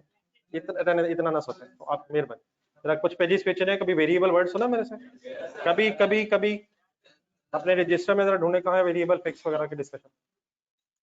इस कॉन्फिडेंस से अगर वेरिएबल रेंट वेरिएबल है तो मेरे ख्याल रहने देते हैं, ढूंढे ढूंढे ढूंढे। वेरिएबल ओवरहेड्स की कोई एग्जांपल? हाँ जी नहीं बेटा बिल्कुल ठीक है, तकरीबन ठीक है, गलत तरफ चले गए। ना करें ना करें, ये जुल्म ना कर दें, मेरे से सुने छोड़ दें। मिल गया पेज, मिल गया पेज, मिल गया है बेटा। अगर हम वर्ड यूज करें ना वेरिएबल कॉस्ट, तो यकीनन वेरिएबल कॉस्ट में सबसे पहले रॉ मटेरियल ही है, और हमें ना पता हो तो हम अज्यूम करते हैं कि लेबर भी पर यूनिट पर आवर के हिसाब से वेरिएबल होगी, अनलेस परमानेंट एम्प्लॉइज आ जाए। लेकिन मैं बात कर रहा हूँ वेरिएबल ओवरहेड्स। आप वेरिएबल छोड़े, पहले ओवरहेड्स के अंदर आए। ओवरहेड्स का मतलब, फैक्ट्री ओवरहेड्स का मतलब हम मटेरियल और लेबर के अलावा बात कर रहे हैं। तो ठीक है, मटेरियल और लेबर तो वेरिएबल कॉस्ट है ही है, लेकिन क्या ओवरहेड्स के अंदर मींस फैक्ट्री ओवरहेड्स के अंदर कुछ फिक्स और वेरिएबल हो सकती हैं? बेस्ट एग्जांपल मेरा ख्याल रहेगी इलेक्ट्रिसिटी बिल। लेकिन डेफिनेटली इलेक्ट्रिसिटी बिल का कुछ हिस्सा मैंने उस दिन खुद ही बताया था, लेकिन ओवरऑल अगर देखा जाए तो इलेक्ट्रिसिटी बिल वेरी करेगा। फ्यूल चार्जेस, तो ओवरहेड्स के अंदर अंदर ये दो एग्जांपल्स काइंडली ज़हन में रखें। बाकी ठीक है और डिस्कशन हो सकती है, रिपेयर एंड मेंटेनेंस वगैरह, मशीनरी के रिपेयर एंड मेंटेनेंस। लेकिन फ्यूल चार्जेस और electricity bill is an example of variable overheads, fixed overheads. सबसे बेस्ट एग्जांपल रेंट है, इंश्योरेंस है, परमानेंट एम्प्लॉइज की सैलरी है other than the direct labour, फिर डेप्रिसिएशन वगैरह है, वगैरह वगैरह है। लेकिन इस वक्त बात हो रही है ओवरहेड्स के अंदर। ओवरहेड्स के अंदर वेरिएबल भी हो सकते हैं और फिक्स भी हो सकते हैं। आप क्वेश्चन नंबर 3 जरा देखें पहले, क्वेश्चन नंबर 3 जो भी थोड़ी देर पहले किए, उसका क्वेश्चन देखें कि बार बार चीजें लिंक करनी है। क्वेश्चन नंबर 3 में एक 10 रुपीज का रेट दिया हुआ था, ऐसे था, किसकी बेस पे दिया हुआ था? Direct labour hours. लेकिन वहां बेटा ओवरहेड्स का एक कंबाइंड रेट था। इस क्वेश्चन नंबर 4 में बस एग्जामिनर ने क्या किया, वेरिएबल और फिक्स ओवरहेड्स को जरा अलग अलग करके बता दिए। तो concept remain same. Variable overheads अगर निकालने होंगे हमने यहाँ डिपार्टमेंट ए के, तो क्या करेंगे आप बताएं फाइनली प्लीज। 12,000 गिवन है, लेबर आवर्स मल्टीप्लाइड बाय 100 करेंगे, सॉरी मल्टीप्लाइड बाय 125 करेंगे तो वेरिएबल ओवरहेड्स आ जाएंगे। और 125 से मल्टीप्लाई करेंगे, सॉरी 100 से मल्टीप्लाई करेंगे, लेबर आवर्स इंटू 125 करेंगे तो वेरिएबल ओवरहेड्स आ जाएंगे, और लेबर आवर्स इंटू 100 करेंगे तो फिक्स्ड ओवरहेड्स भी आ जाएंगे। What is the difference between third and fourth question with respect to this data? वहां ओवरहेड्स का एक कंबाइंड रेट था, यहाँ उसने आपका इम्तिहान जरा दो वर्किंग्स में लेने चाहा है, और ओवरहेड्स को उसने वेरिएबल और फिक्स में अलग करके रेट बता दिया है। मेरी कुछ बात समझ आई है? ओवरहेड्स मींस फैक्ट्री ओवरहेड्स, और फैक्ट्री ओवरहेड्स के अंदर वेरिएबल भी हो सकते हैं, फिक्स भी हो सकते हैं। हाँ डेफिनेटली रॉ मटेरियल और डायरेक्ट लेबर वेरिएबल कॉस्ट है, लेकिन वो ओवरहेड्स नहीं है। ओवरहेड्स, फैक्ट्री ओवरहेड्स मैंने शुरू में क्या बताया होगा आपको, फैक्ट्री के वो सारे खर्चे फैक्ट्री ओवरहेड्स कहलाते हैं जो अदर देन मटेरियल और लेबर है। यकीनन मटेरियल लेबर भी खर्चा है, लेकिन वो फैक्ट्री ओवरहेड्स का पार्ट नहीं है। आई होप कि आपको समझ आ गया है। आ जाए वापस। देन आखिरी लाइन इस टेबल में एक मटेरियल इनपुट आउटपुट रेशियो दी हुई है। क्या वर्ड लिखे हुए? आगे इसके लिखा हुआ डिपार्टमेंट ए में 100 और 88। क्या मतलब? 100 kg अगर इन होगा तो 88% आउटपुट होगी। तो क्या 12% कोई लॉस एक्सपेक्टेड है? 12 कहां से बीच में आ गए? 100 88 डिपार्टमेंट बी में है, क्या वहां भी कुछ लॉस एक्सपेक्टेड है? इनपुट आउटपुट रेशियो मींस इन कितना करेंगे और आउट कितना होगा। आइडियल सिचुएशन क्या है, जितना इन हो, तो अगर जितना इन है उतना आउट है तो इट मींस कोई लॉस नहीं है। लेकिन अदरवाइज हमें लॉसेस भी नजर आ सकते हैं डिपेंडिंग अपॉन द क्वेश्चन। तो नजर आने शुरू है 12% और 4% losses. Next lines, material is added at the beginning of the process. ये नॉर्मल ऐसे ही होता है, शायद सबसे पहले आप मटेरियल ऐड करते हैं, फिर उसके बाद लेबर और ओवरहेड्स का खर्चा होता है। नेक्स्ट लाइन अंडरलाइन कर लें, joint cost are allocated on the basis of NRV at the separator point. तो वही क्वेश्चन नंबर 3 वाला ही ये मेथड हमें जॉइंट कॉस्ट के लिए कहा जा रहा है। दोबारा ब्रैकेट में वही लिखा हुआ है, लेकिन अब इस क्वेश्चन में ऊपर थोड़ा सा जाएं, सेलिंग एक्सपेंसेस भी हैं। एक दफा फाइनली बोलने जरा, NRV method at separate off का मतलब sale value at separate off minus selling expenses if any. नहीं है तो बहस खत्म है, क्वेश्चन नंबर 3 में जिस तरह हुई है। और अगर है तो कैसे करना है लेस, इंशाल्लाह वो भी करते हैं। रिक्वायरमेंट पढ़े, calculate the joint costs and apportion them to the two products। भी रिक्वायरमेंट भी है, एक आपसे एडवाइस मांगी जा रही है, उसको बाद में पढ़ते हैं। रिक्वायरमेंट ए ज़हन में रख के आए क्वेश्चन सॉल्व करें।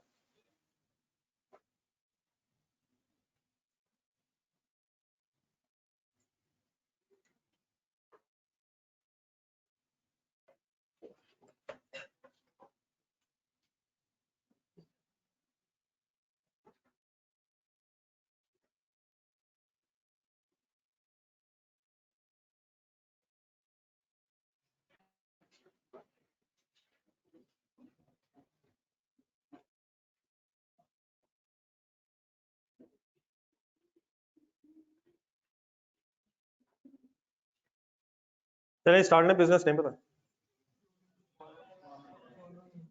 हॉलैंड लिमिटेड से। रिक्वायरमेंट ए की हेडिंग बनवाएं, calculation of joint cost and it's allocation.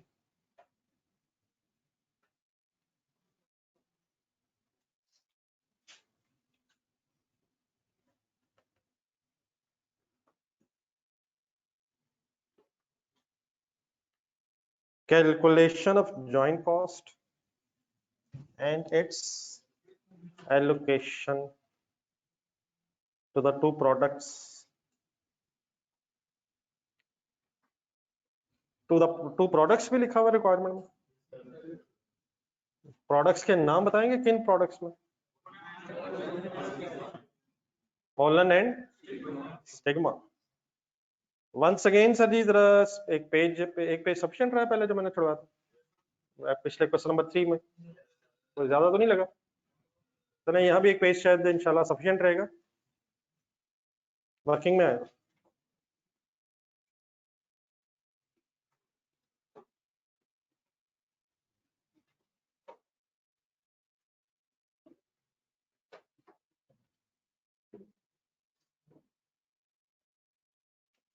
इस डेटा को जरा एक्सप्लेन करवा दें, जरा करवा दें प्लीज।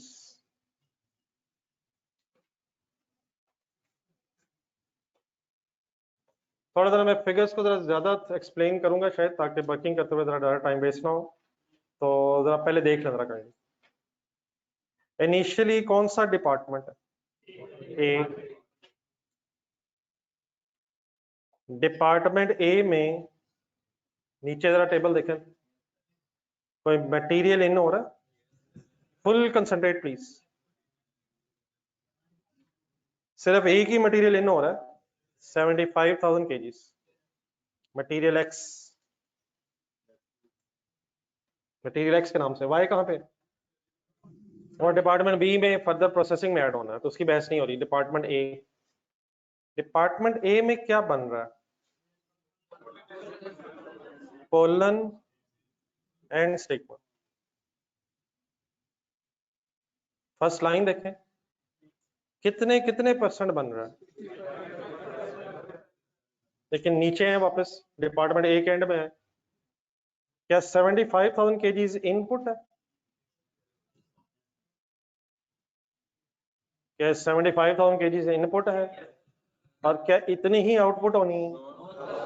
वापस ऊपर फर्स्ट लाइन में जाए और फुल कंसंट्रेशन 65 और 35 देखें, क्या ये आउटपुट रेशियो है?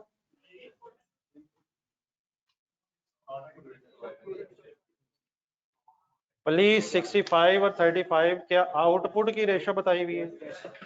सर जी जो ऊपर 65 35 है वो तो पोलन एंड स्टिग्मा की रेशियो बताई। and pollen and stigma are the name of outputs, joint outputs. तो क्या 75,000 kg कैलकुलेटर पकड़े, क्या 75,000 kg मल्टीप्लाइड बाय 65% करके फिगर निकाल लो, एंड 75,000 मल्टीप्लाइड बाय 35% कर लो। जितनी क्वांटिटी इन होनी है वो 100% आउट होनी नहीं है। तो ऊपर जो 65 35 है ये आउटपुट रेशियो उसी तरह है जैसा क्वेश्चन नंबर 3 ढूंढना था प्लीज। क्वेश्चन नंबर 3 वहां जो 75 15 और 10 था क्या उसी तरह का ये 65 और 35 है? हाँ डेफिनेटली इस क्वेश्चन में पढ़ के महसूस हुआ है कि कोई बाई प्रोडक्ट नहीं है शायद, यहाँ को बाई प्रोडक्ट की बहस नहीं शायद लग रही, वरना उसी तरह वो 65 और 35 है। प्लीज क्या पहले आउटपुट निकाल लूं और फिर 65 35 करूं, या इनपुट ही को 65 और 35 कर? According to the process a 100 kg अगर इन होंगे तो 100 kg आउट होने ही नहीं है। तो कैलकुलेटर पकड़े, 75,000 लिखें, इसको अगर मल्टीप्लाइड बाय 88% किया जाए तो जो भी आया क्या आया, ये आउटपुट क्वांटिटी आ गई। पोलन की है या स्टिग्मा की है? और अब क्या करें, 65 करें तो पोलन की क्वांटिटी आ जाएगी। कितनी आ रही है प्लीज? किधर गया कैलकुलेटर? कैलकुलेटर प्लीज ऑन नहीं है। और मल्टीप्लाई बाय 35 करेंगे तो एक सेकंड बोर्ड पे देखें, एक भाई ये भी हो सकता है, कैलकुलेटर रखें हाथ में, जीरो करें, 75,000 इंटू 12% करें जरा। ये क्या करवाया मैंने, ये मैंने आपको लॉस की क्वांटिटी निकलवा दी है उसी तरह शायद जिससे हमने पहले किए, ऐसे ही है। तो ये कैसे वर्किंग हो गई, 75,000 इंटू 12% तो 9,000 kgs। ये मैंने आपसे पूछे बगैर वैसे नॉर्मल लॉस लिखा है, क्या ये एक्सपेक्टेड लॉस है कोई? हमें पता नहीं, अगर ये भी वर्ड है तो तब भी ठीक है। अगर हमें ना पता हो कि लॉस एक्सपेक्टेड है या नहीं है तो हम नॉर्मल ही अज्यूम करते हैं। वैसे मेरा ख्याल है कि 100 इन है और 88 आउट है तो शायद कोई एक्सपेक्टेशन है, जिस तरह डिपार्टमेंट बी में भी 100 इन है 96 आउट है। तो बारह, लेकिन अगर ये भी ना एग्जैक्टली ना भी पता चले तो वी अज्यूम कि लॉस नॉर्मल ही है। कुछ याद आता है, एक नोट एंड में लिखा था हमने। देन बेटा फर्दर वर्किंग करेंगे तो 75,000 माइनस 99,000 मल्टीप्लाइड बाय 65%। अब ऑब्वियसली वो 88% इंटू 65% भी हो सकता है। ये जहन चलाएं, वर्किंग अल्टरनेटिवली लिख के देखनी तो करें। क्या आंसर है, और स्टिग्मा सॉल्व करें। एकदम देख के लिखने की जल्दी ना किया करें, मुझे जरा एक्सप्लेन कर लेने दें, ये चीजें जरा प्रॉपर एक्सप्लेन हो जाए तभी आपको बाद में रिवाइज करना इजी होगा। 23,100, एनी कंफ्यूजन? अरे यहाँ तक जरा देखना जरा डाटा दोबारा। डेफिनेटली 88%, 75,000 इंटू 88% इंटू 65% जो आंसर आ रहा था वही आया। मैंने क्या किया, मैंने शायद पहले लॉस की क्वांटिटी अलग कर ली है और बाद में उसको माइनस करके फिर 65 और 35 कर रहा हूँ। Any confusion? Look at the question दोबारा। अब पोलन ने कहा जाना है, लेकिन बेटा सेकंड लाइन में ऊपर जाए, अंडरलाइन किया अपने लाइन। क्या पोलन को सेपरेटर पॉइंट पे बेचा जा सकता है? अच्छा, इस क्वेश्चन में जो वर्ड्स हैं उससे लग रहा है ये हमारी चॉइस है। We can either sell the pollen at separator point और definitely we can further process in department B. जरा दोबारा नीचे थोड़ा पहला टेबल देखो ऊपर वाला। पोलन को एज इट इज बेचा जा सकता है, उसकी सेल प्राइस है। और क्या सीड्स को भी बेचा जा सकता है? अभी तक शायद जो क्वेश्चंस करते हम आ रहे हैं उसमें अगर कोई प्रोडक्ट फर्दर प्रोसेस हो रही है तो हमें यही बताया हुआ था कि वो फर्दर प्रोसेस होके ही सेल होती है। लेकिन यहाँ शायद हमारी चॉइस है, we can either sell the pollen at separator point और we can either sell it eight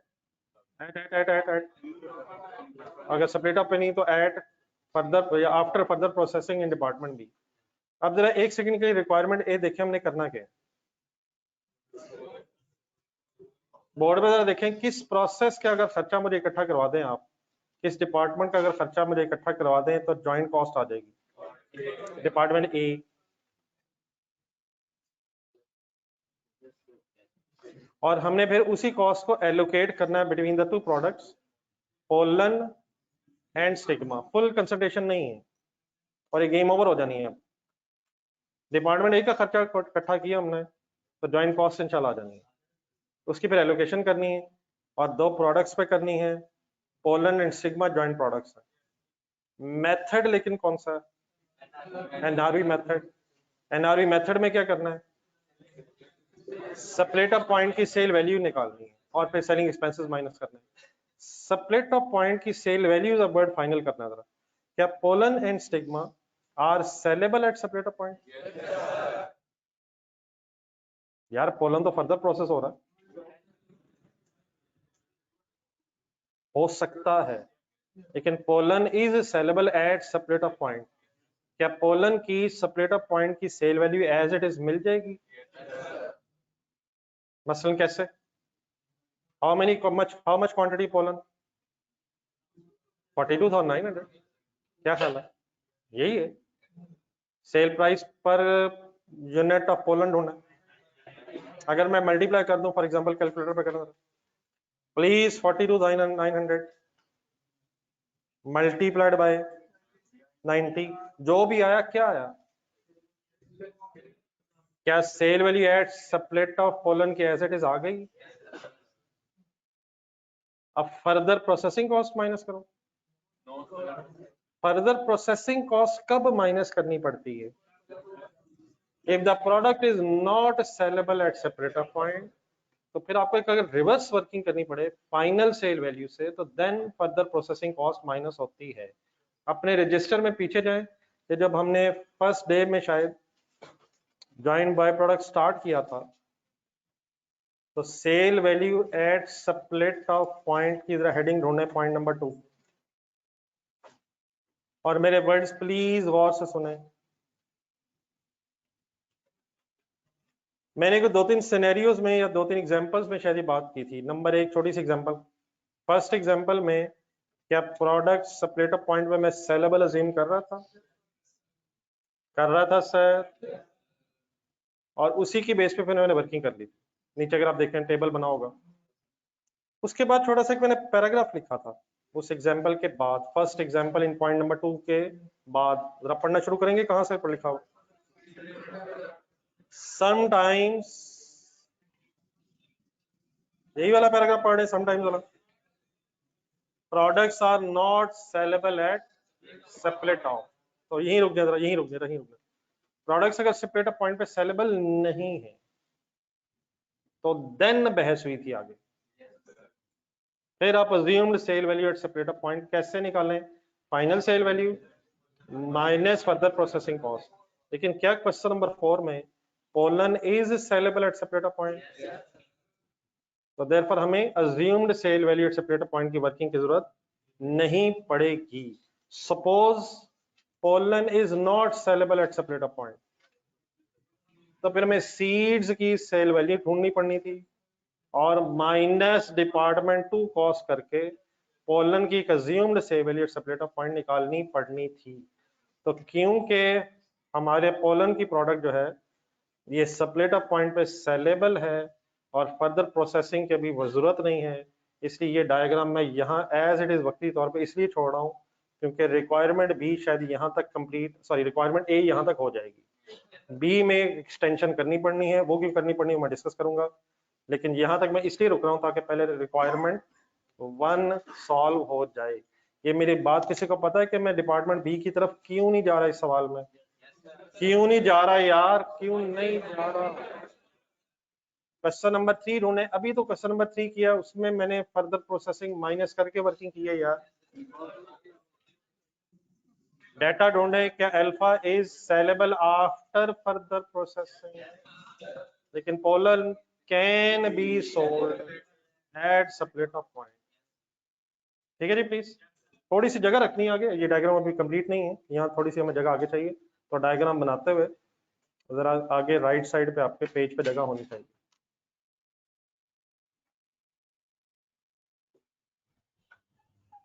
Any confusion in my words?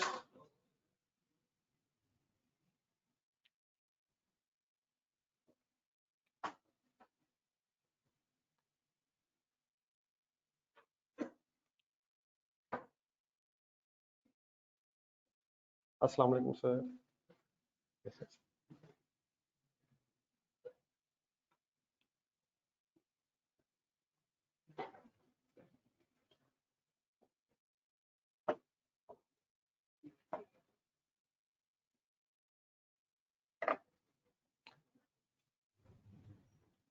Ji waiting from your side, 2 लोग लिख रहे हैं, कंप्लीट कर लें।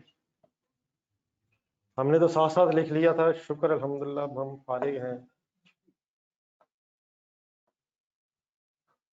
आज से होमवर्क्स भी स्टार्ट हो रहे हैं और इंशाल्लाह एक आध दिन में अब टेस्ट भी स्टार्ट हो गए हैं, प्लीज हो जाने हैं, तो काइंडली प्लीज अब सीरियस चीज़ें लें। ये सारी चीज़ें आगे जाके मिक्स हो जानी है, तो इन चीज़ों को अगर यहीं सही समझेंगे तो आगे बहस चल सकेगी।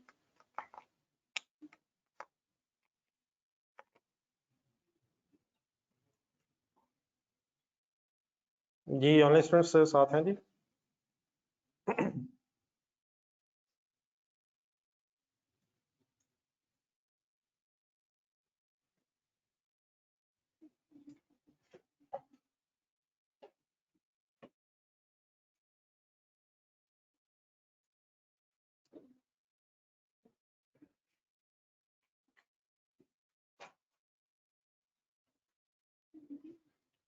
प्लीज नोटेड है सर।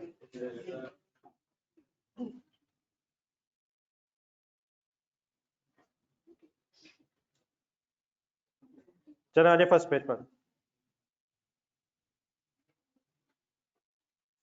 जॉइंट कॉस्ट इकट्ठी करवाएं। किस डिपार्टमेंट पे फोकस करेंगे आप?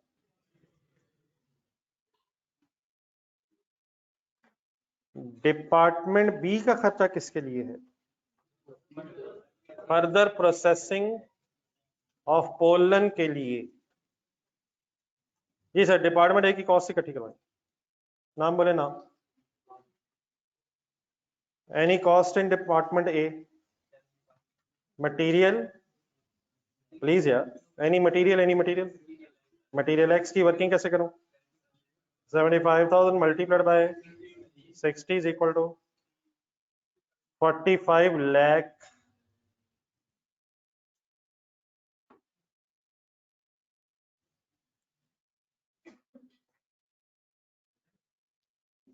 Next one.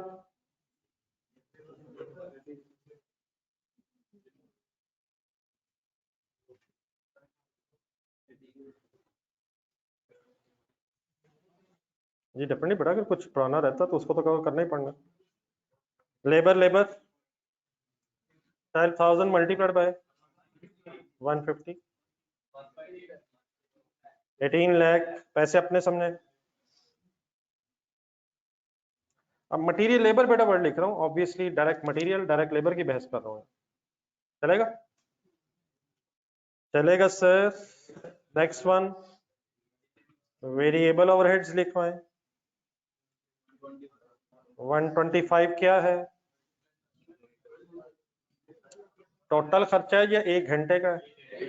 How many labour hours into 125 is equal to 15 lakh.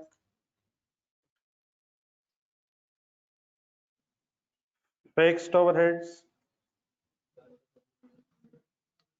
12,000 multiplied by is equal to 12 lakh.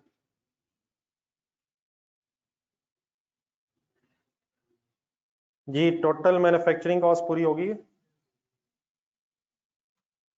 Material labour overheads पूरे हो गए सर। टोटल करें।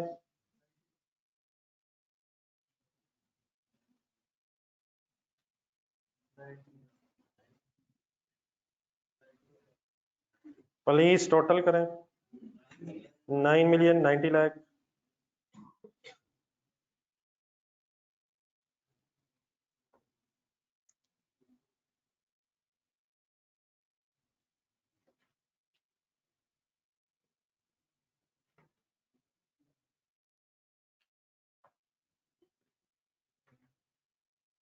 जी यहाँ तक आगे क्या है 90 लाख डायग्राम देख के साथ लिंक करें।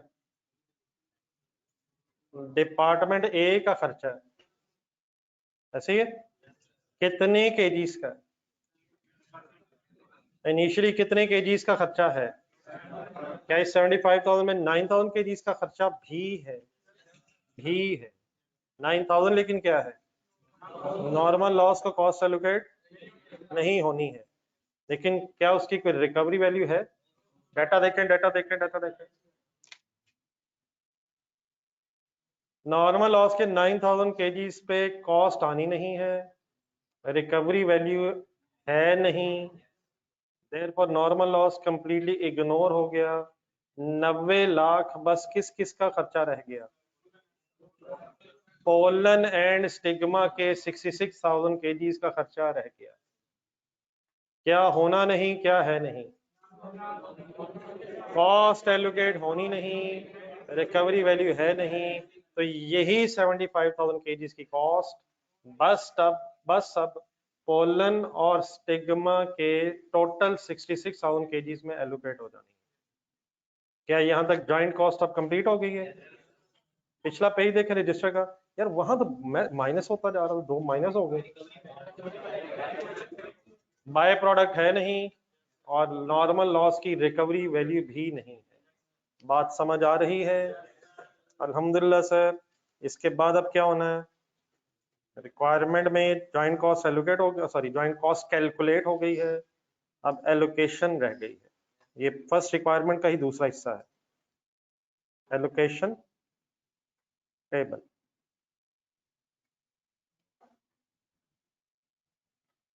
क्या फर्स्ट पेज पे ही है, first page, first main page.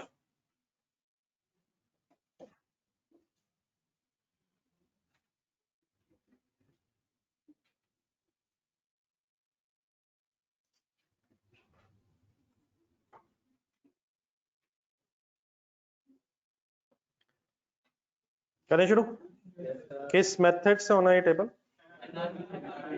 NRV method.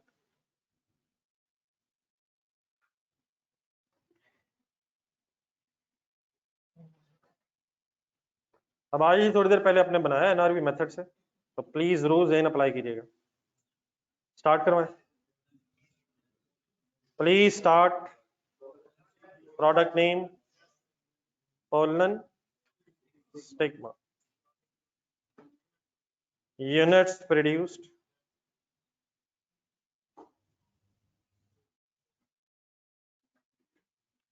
Units produce, quantities बताएं। थोड़ा सा स्टार्ट करवाए करें एकदम, बस अब लाइनें देख के लगाने शुरू हो गए। क्या डाटा अब अज्यूम होने लगा सर, तो दुनिया अब रेडी है सब कुछ बोर्ड से देखने के लिए। प्लीज वर्किंग में जाए, पोलन की क्वांटिटी बताएं, स्टिग्मा की 23,100, 900, सॉरी यार, इसलिए तो मैं कह रहा हूँ देखा, वरना मैं आपको पता है मुझे अल्लाह माफ करे गलत आदत है, झूठ अल्लाह माफ करे। यूनिट्स प्रोड्यूस, ठीक है। Next column sale price per unit ढूंढना है, 90 एंड 300।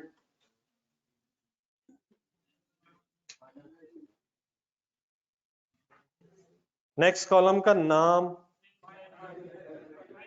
फाइनल सेल वैल्यू कह लें, लेकिन एक सेकंड रुके, जरा डायग्राम देखें। क्या यही final sale value it's a plate off तो नहीं है, तो ठीक है अगर फाइनल लिख भी लेंगे, फाइनल लिखने में कोई हर्ज नहीं है शायद, लेकिन क्या ये final sale value without any further processing cost ही sale value it's a plate off है। और यार पोलन ने फर्दर प्रोसेस होना तो है, लेकिन क्योंकि सेलेबल एट सेपरेट पॉइंट है तो हमें किसी रिवर्स वर्किंग की जरूरत नहीं है, तो मेरा ख्याल है फाइनल सेल वैल्यू वर्ड रहने दें, ये शायद sale value at separate off है। और अज्यूम भी शायद नहीं लिख रहा, अज्यूम क्यों नहीं लिख रहा, products are saleable at 90 and 300 respectively at separate point. सोच रहे जरा, there is no need of which column,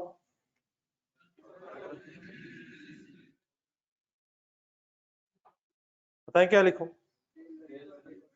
cell value at split off point. कैसे सॉल्व करें, फिगर बताएं।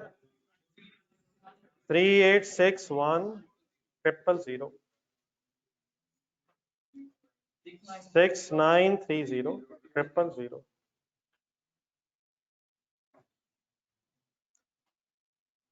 नेक्स्ट कॉलम का नाम फर्दर प्रोसेसिंग कॉस्ट यार, और अभी बनाइए यार, अब ये मिक्स हो जाना। अगर आपने सोचा ना मेरे साथ, सबका पता है कौन सा कॉलम नहीं जरूरत, क्योंकि सेपरेट ऑफ पॉइंट पे ही खड़े हैं और वही चाहिए था। तो ये sale value at separate off point method as it is यहां तक हो गया। लेकिन क्वेश्चन में वो कह रहा है एनआरबी मेथड, और क्वेश्चन में सेलिंग एक्सपेंसेस अवेलेबल हैं। तो next column selling expenses,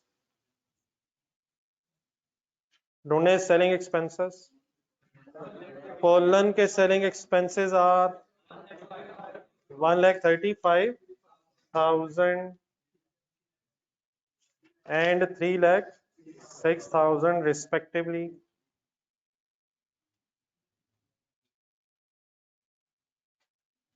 next column का नाम एनआरबी कैलकुलेट कैसे होगी अब, sale value separate off minus selling expenses equal to 3726,000 and 6624,000।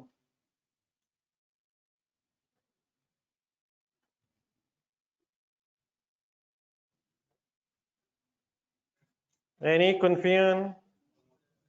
अब कौन सा कॉलम रह गया?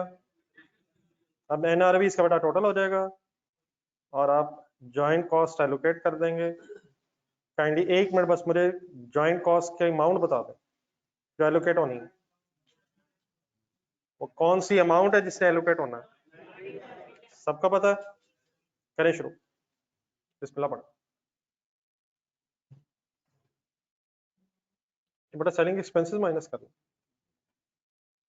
सेल वैल्यू सेपरेट ऑफ में से सेलिंग एक्सपेंसेस माइनस करने हैं।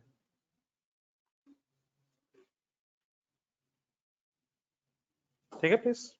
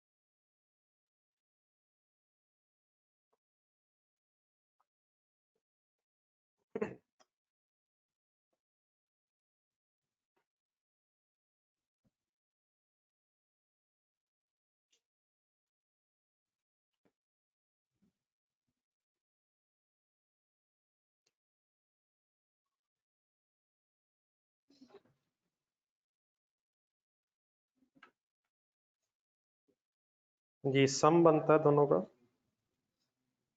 10350।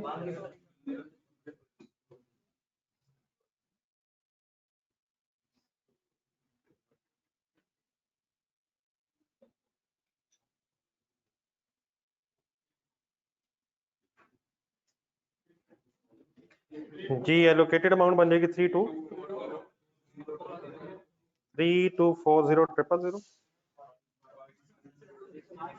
57। तो जॉइंट कॉस्ट 90 लाख रुपीस में जो अल्फा और बीटा की कॉस्ट, सॉरी पोलन और स्टिग्मा की, सॉरी पोलन और स्टिग्मा की जो मैन्युफैक्चरिंग कॉस्ट है उसे आपने डिवाइड कर लिया। रिक्वायरमेंट है दोबारा पढ़ें, अब कंप्लीट है। जॉइंट कॉस्ट एलोकेट की हमने और अल्हम्दुलिल्लाह उसको एलोकेट कर दिया। डन है सर, कंप्लीट हो गया table.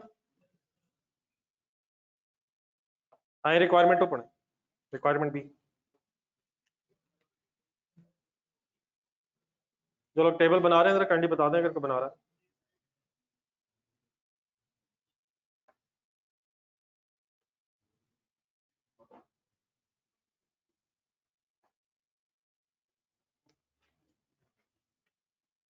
Anybody please preparing the table. Sir ji हो गया। रिक्वायरमेंट बी में बेटा जरा कुछ एक्स्ट्रा इश्यूज हैं तो जरा सही तरह पहले अंडरस्टैंड करें वो चाहता क्या है। करूं शुरू? हाँ जी पढ़े गौर से।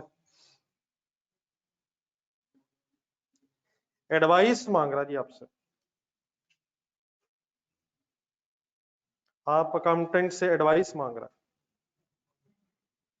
Advice CL clone limited colon limited whether it should produce seeds और sell pollen without further processing.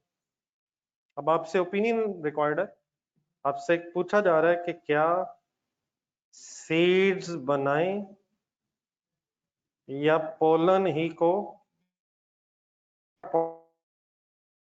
सही है ट्रांसलेशन? क्या एडवाइस देनी है आपने कि क्या पोलन्स को एज इट इज भेज दिया जाए सेपरेट पॉइंट पे, या पोलन्स को फर्दर प्रोसेस करके सीड्स में कन्वर्ट करके बेचें? बिजनेस अपना ही समझें, कैसे आप ये डिसीजन लेंगे? अगर पोलन को एज इट इज बेचने से प्रॉफिट ज्यादा है और सीड्स बना के बेचने से प्रॉफिटेबिलिटी कम है तो क्या कर देना चाहिए? और वाइस वर्सा। जरा क्वेश्चन की इंफॉर्मेशन देखें। सीड्स अगर बना के बेचेंगे तो सेल प्राइस पर केजी क्या है, पर यूनिट क्या है? पोलन की कितनी है? तो मेरा तो खैर डिसीजन हो गया। क्यों यार, क्यों भाजन क्यों? सेल प्राइस में तो इंक्रीज है लेकिन क्या कुछ एक्स्ट्रा खर्चा भी होना है? कहाँ? डिपार्टमेंट बी में। हमें बड़ा शायद प्रॉफिटेबिलिटी देखनी चाहिए। अगर पोलन की प्रॉफिटेबिलिटी एज इट इज ज्यादा है तो there should not be any reason कि हम फर्दर प्रोसेसिंग की तरफ जाएं। और अगर सीड्स बना के बेचने से प्रॉफिट ज्यादा होता है तो डेफिनेटली फिर फर्दर प्रोसेसिंग कर लेनी चाहिए। तो once again profit and loss statement ध्यान में लाएं। दो वर्किंग्स होंगी, एक किसका प्रॉफिट निकालेंगे? पोलन्स का एज इट इज, दूसरा, और फिर डिसीजन लेंगे उन फिगर्स को देख के कि किस तरफ जाना चाहिए। ठीक है जी, प्लीज कुछ बात समझ मेरी आ गई है? आए बिस्मिल्लाह पढ़ें, क्वेश्चन शुरू करें। सॉरी रिक्वायरमेंट भी शुरू करें, हेडिंग बनाए जरा। Whether to sell seeds, pollens और seeds.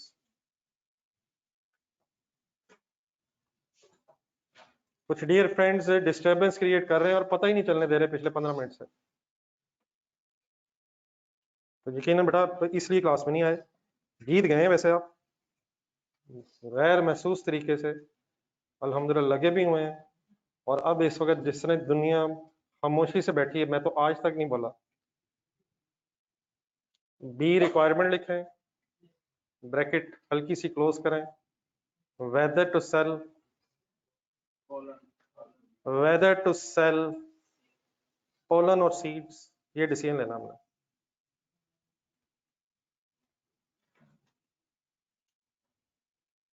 Weather to sell pollens और सीड्स।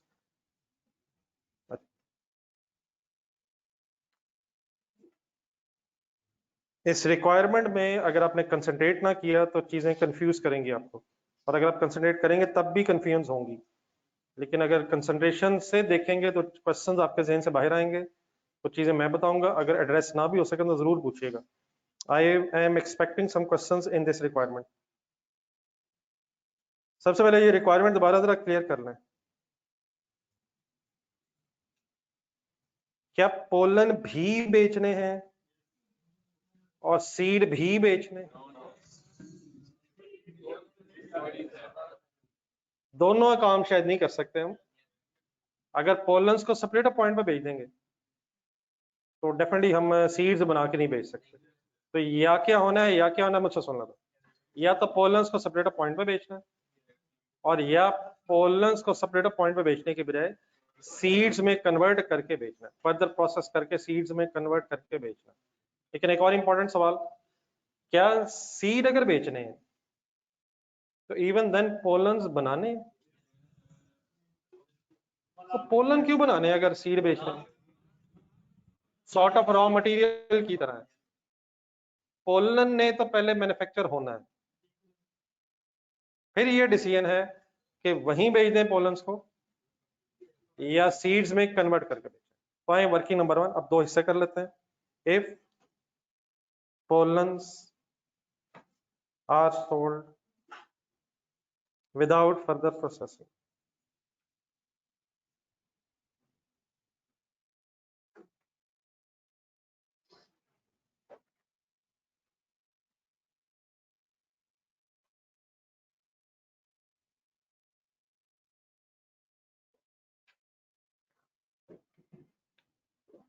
प्रॉफिटेबिलिटी कैलकुलेट करवानी है आपने जी, profit and loss statement.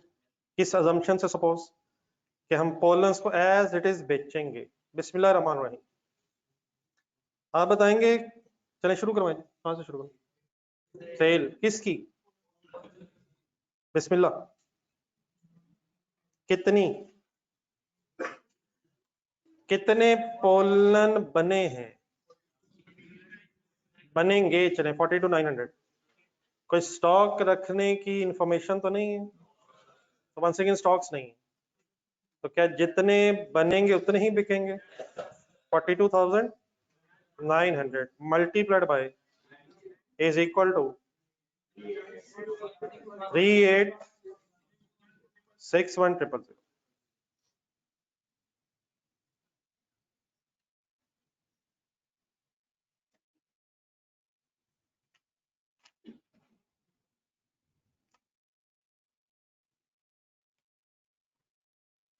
Next word sir, cost of sales.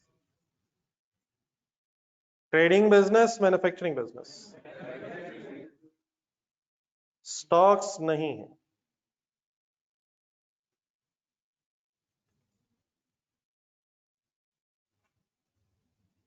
Stocks की इंफॉर्मेशन नहीं है। ओपनिंग स्टॉक के बाद cost of goods manufactured of pollen ढूंढने, पोलन बनाने का खर्चा ढूंढने। पुलिस के ढूंढे, गुम गया यार, गुम गया मेरे भाइयों, मेरे भाइयों, गुम गया, गुम गया, गुम गया, गुम गया, गुम गया, रजिस्टर में ही है। 90 लाख में से 3240,000 के बारे में क्या ख्याल है? क्या ख्याल है, क्या है ये? पोलन बनाने का खर्चा है। Any confusion? स्टॉक्स ना होने की वजह से, finish goods of pollen stock ना होने की वजह से, बोल दें क्या ही क्या है, बोला ही नहीं जा रहा। ट्राई करना शुरू किया था लेकिन फिगर बोर्ड पे नजर आ गई, हमने कहा मिट जाती है हमेशा, तो एक दफा फिर देख के लिख लें। खुदा का नाम ने दूसरी दफा वही सेम फिगर देख के लिख रहे हैं, और कॉम में तक 2 देख के लगाए। प्लीज यार कंसंट्रेशन मेरे भाइयों, क्या क्या ना होने की वजह से क्या ही क्या है? Opening, closing, finish good stock ना होने की वजह से कॉस्ट ऑफ गुड्स मैन्युफैक्चर्ड ही कॉस्ट ऑफ सेल है। ग्रॉस प्रॉफिट की वर्किंग करो।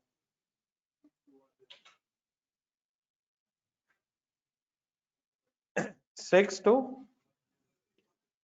1,000,000।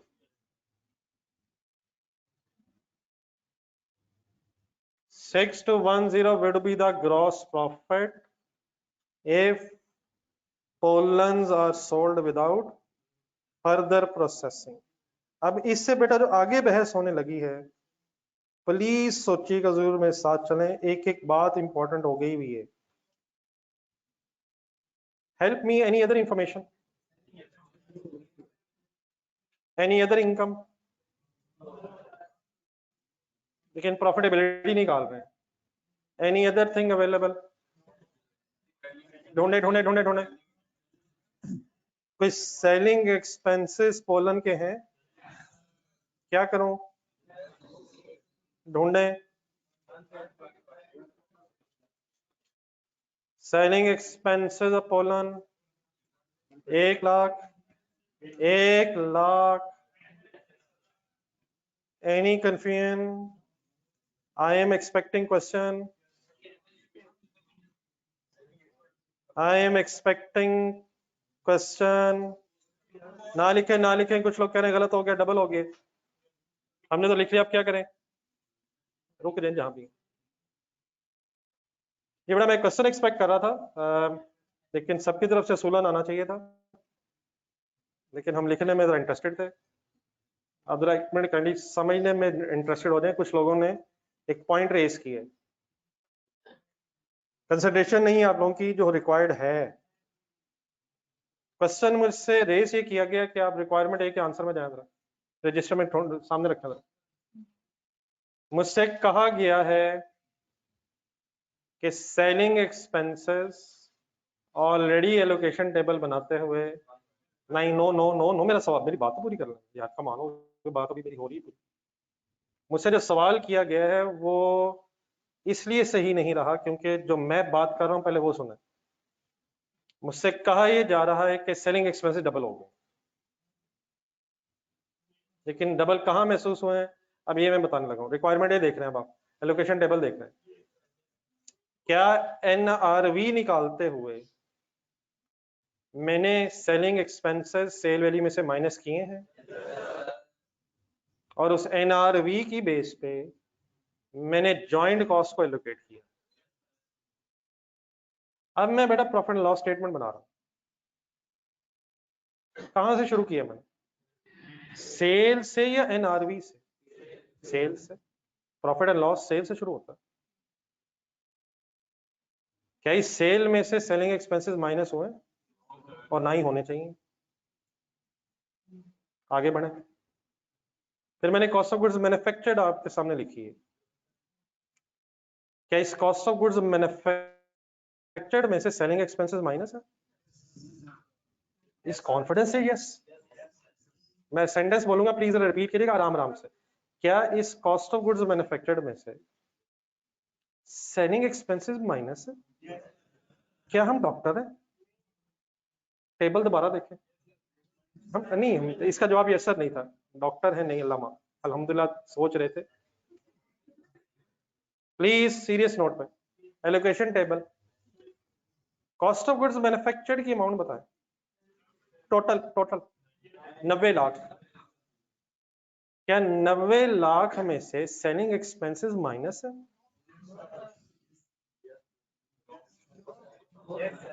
और 90 लाख रुपए में से सेलिंग एक्सपेंसेस माइनस है? Yes sir. मल्टीप्लाई है, डिवाइड है। 90 लाख कहां से आया, जरा कहीं वर्किंग होना। Direct material, direct labour, variable overhead, fixed overhead minus selling expenses.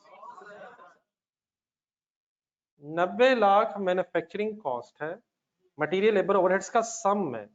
हाँ, 90 लाख को ब्रेक करने के लिए, 90 लाख को प्रोडक्ट्स में डिवाइड करने के लिए हमने एक NRV की फिगर कैलकुलेट की। 90 लाख को किस बेस पे डिवाइड किया है between the pollen and stigma? हाँ, उस NRV की फिगर को कैलकुलेट करते हुए हमने सेलिंग एक्सपेंसेस माइनस किए हैं, लेकिन उस फिगर का यूज क्या है, NRV की फिगर का यूज क्या है? Just to allocate the manufacturing cost. मेरी कोई बात समझ आई है सर? क्या 90 लाख के खर्चे में सेलिंग एक्सपेंसेस इंक्लूडेड है? 90 लाख के खर्चे में से सेलिंग एक्सपेंसेस एक्सक्लूडेड है? नहीं है। 90 लाख में सिर्फ क्या है, मटेरियल लेबर ओवरहेड्स है। 90 लाख मैन्युफैक्चरिंग कॉस्ट के अलावा कोई खर्चा, ना सेलिंग एक्सपेंसेस ऐड है ना माइनस है, और ना ही ऐड होने चाहिए और ना ही इस 90 लाख में से माइनस होना चाहिए। हाँ, 90 लाख को ब्रेक करते हुए क्या किए, एक एनआरवी कैलकुलेट किए, उसको बेस बना के 90 लाख रुपीस को दोनों प्रोडक्ट्स में एलोकेट किए। अब यहां तक ठीक है कोई वर्ड्स? अब बोर्ड पे देखें जरा, क्या सेल में से, क्या सेल में सेलिंग एक्सपेंसेस हैं? अब ये नो में फाइनल आंसर कर देना। ये 3240 कहां से है? एलोकेशन टेबल से है। किस अमाउंट का ब्रेकअप है ये? तो क्या ये सिर्फ मैन्युफैक्चरिंग कॉस्ट है? इसमें सेलिंग एक्सपेंसेस माइनस हुए तो हुए। ये बेटा सिर्फ मैन्युफैक्चरिंग का खर्चा है। हाँ, इसको ब्रेक करते हुए यकीनन एक वर्किंग।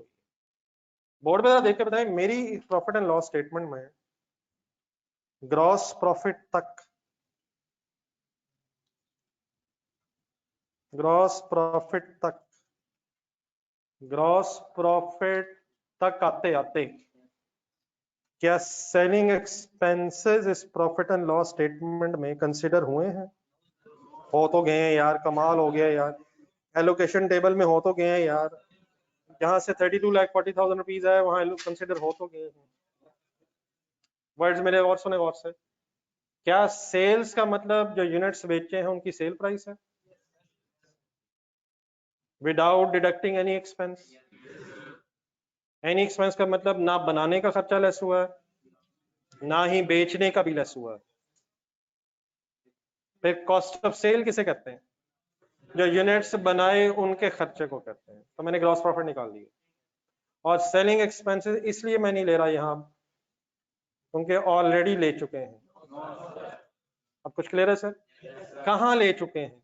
यकीनन एलोकेशन टेबल में वर्किंग करते हुए ले चुके हैं, लेकिन उसके लेस करके एक एनआरवी आई थी। एक सेकंड और बोर्ड पे देखें। अगर फॉर एग्जांपल मैं सेल्स की जगह एनआरवी से स्टार्ट करता, जो डेफिनेटली गलत है, नहीं करना चाहिए, लेकिन लेट्स अज्यूम मैं एनआरवी से शुरू करता, कहाँ की बजाय कहाँ से शुरू करता? अब बताएं, अगर मैं सेलिंग एक्सपेंसेस लिखता तो अब ये जुल्म नहीं है? अब जुल्म क्यों है? डबल हो रहा है, वाकई डबल हो रहा है। लेकिन what is our starting point? और हमेशा ऐसे ही होता है। मेरी तरह जरा देखें, प्रॉफिट लॉस स्टेटमेंट को जेन में बनाए, कोई जेन में जब सेल लिखते हैं आप, तो व्हाट डज दैट मीन्स? जो बेच के पैसे हैं, खर्चे बाद में लेस होते हैं। अगर कोई सेलिंग एक्सपेंस हो तो क्या ऑपरेटिंग एक्सपेंसेस में लिखते हैं? एडमन सेलिंग एक्सपेंसेस लिखते हैं। तो क्या मैं लिखूं या मैं ऑलरेडी लिख चुका हूं? यार मैं ऑलरेडी लिख चुका हूं, लिखा मैंने है। नहीं, ये भी नहीं कहना कि नहीं लिखा, लेकिन किस वर्किंग में लिखा है? दोबारा टेबल देखें, क्या मैं कह सकता हूँ वो जस्ट एक वर्किंग है to allocate 90 lakh rupees? NRV just calculate हुई है ताकि हम 90 लाख को डिस्ट्रीब्यूट कर दें। What was the objective of that total? What is the objective of that table? सिर्फ आखिरी कॉलम, सिर्फ आखिरी कॉलम में डिवीजन चाहिए थी, 90 लाख को डिस्ट्रीब्यूट करना था। एग्जामिनर कहता है यूनिट्स के कॉलम से टोटल करके डिस्ट्रीब्यूट कर देते, एग्जामिनर कहता है सेल वैल्यू सेपरेट ऑफ की बेस पे एलोकेट कर देते, लेकिन एग्जामिनर ने आपसे कहा कि एनआरवी की बेस पे करें। तो आखिरी कॉलम से पहले पहले जितने कॉलम बनाए हैं उनका जस्ट पर्पस ये है कि एनआरवी आ जाए और 90 लाख रुपीस डिस्ट्रीब्यूट हो जाए। ओके है प्लीज? क्या सेलिंग एक्सपेंसेस लिखूं या डबल हो जाएगा? ओके है प्लीज? Any confusion still? अच्छा है जिन्होंने सोचा है, अच्छा सवाल था, क्योंकि डिस्टर्ब कर सकता था। ऑलरेडी लेस कर चुके थे, लेकिन कहां से, कहां से, क्या करते हुए? Any confusion still? जी बता नहीं स्टूडेंट्स?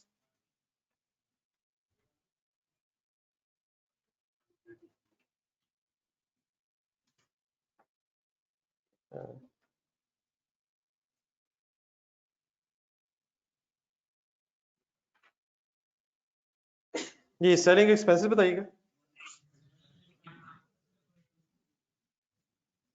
Final answer 480। इसका मीनिंग बताएं, ये क्या है, क्या है, कब होगा, ये क्या है, अगर क्या होगा। अकॉर्डिंग टू क्वेश्चन अगर पोलन्स को एज इट इज बेचेंगे तो हमारी वर्किंग कहती है 4,86,000 प्रॉफिट होगा। मेरा तो ख्याल है बेच दें। क्यों अभी डिसीजन नहीं हो सकता है? क्योंकि साथ वाले ने बात ही ऐसी कर दी है कि हम गिरने लगे हंस हंस के।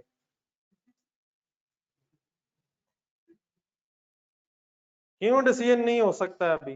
हो सकता है सीड्स को बना के बेचने से प्रॉफिटेबिलिटी ज्यादा हो जाए। देयरफॉर घड़ी देखे बगैर सेकंड अभी कौन सी वर्किंग होनी है? हमें क्या पता, घड़ी देखे बगैर हम कैसे बता सकते हैं? if seeds are sold, definitely word may be different, if pollens are sold after further processing, क्या लिखूं बताएं? मेरा ख्याल नाम जरा बदल लें, जरा गेम पोलन से सीड में ले जाएं। if seeds are after further processing pollens, if seeds are sold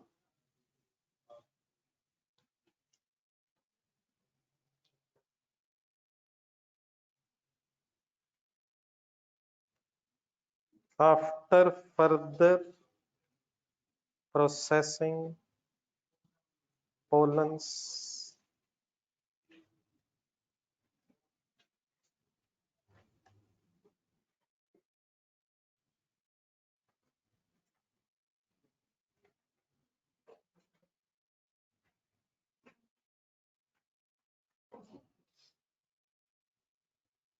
ji sir once again हमने प्रॉफिटेबिलिटी फाइंड आउट करनी है, बस 2 मिनट और जहां तक बात हो सकती है।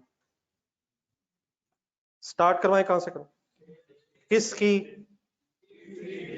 सीड्स की क्वांटिटी बताएं कितनी है?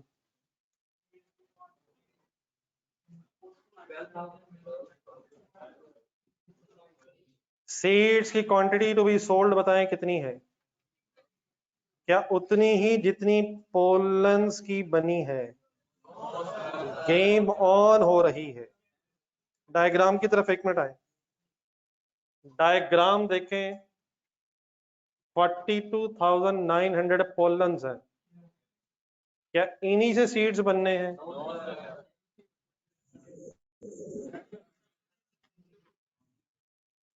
क्या पोलन्स नहीं फर्दर प्रोसेस होना है?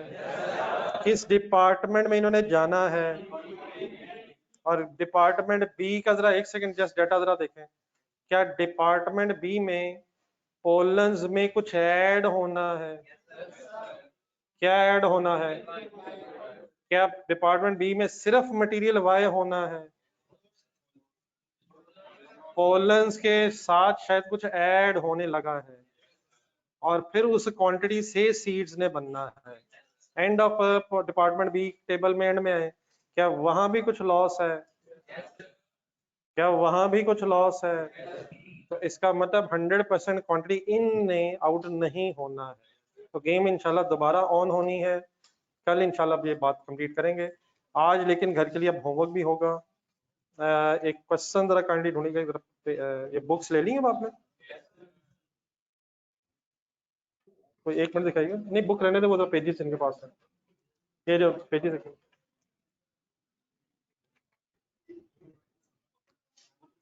क्वेश्चन नंबर बेटा 5, 1 सेकंड देखें यार please sir. Sorry to disturb you, question number 5 ढूंढिएगा। क्वेश्चन नंबर 5 भी बेटा बाइनरी लिमिटेड के नाम से ही है।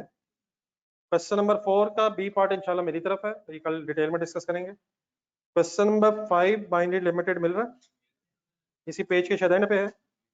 इस क्वेश्चन में रिक्वायरमेंट जल्दी से ढूंढे नेक्स्ट पेज पे।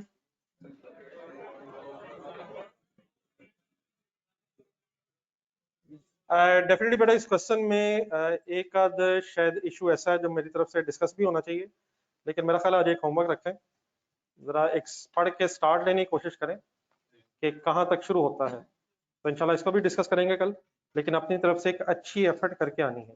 क्वेश्चन पढ़ें, फ्लो बनाएं जिस तरह मैं बनाता हूँ रोज आपके सामने, कुछ ना कुछ टाई अप शुरू करें ताकि जरा लर्निंग कब डेवलप हो जाए। तो टाइम पे भी आया करें प्लीज कल इंशाल्लाह। फिर क्वेश्चन नंबर 4, 5 के साथ कोई और क्वेश्चन भी करेंगे। अल्लाह हाफिज। ये कंप्लीट करके आना अपनी तरफ से जहां तक हो जाए। ठीक है ऑनलाइन स्टूडेंट्स।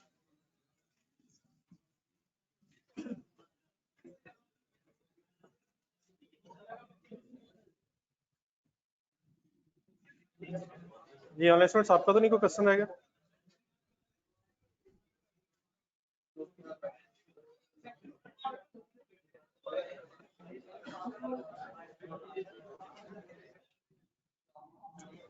जी अल्लाह हाफिज़।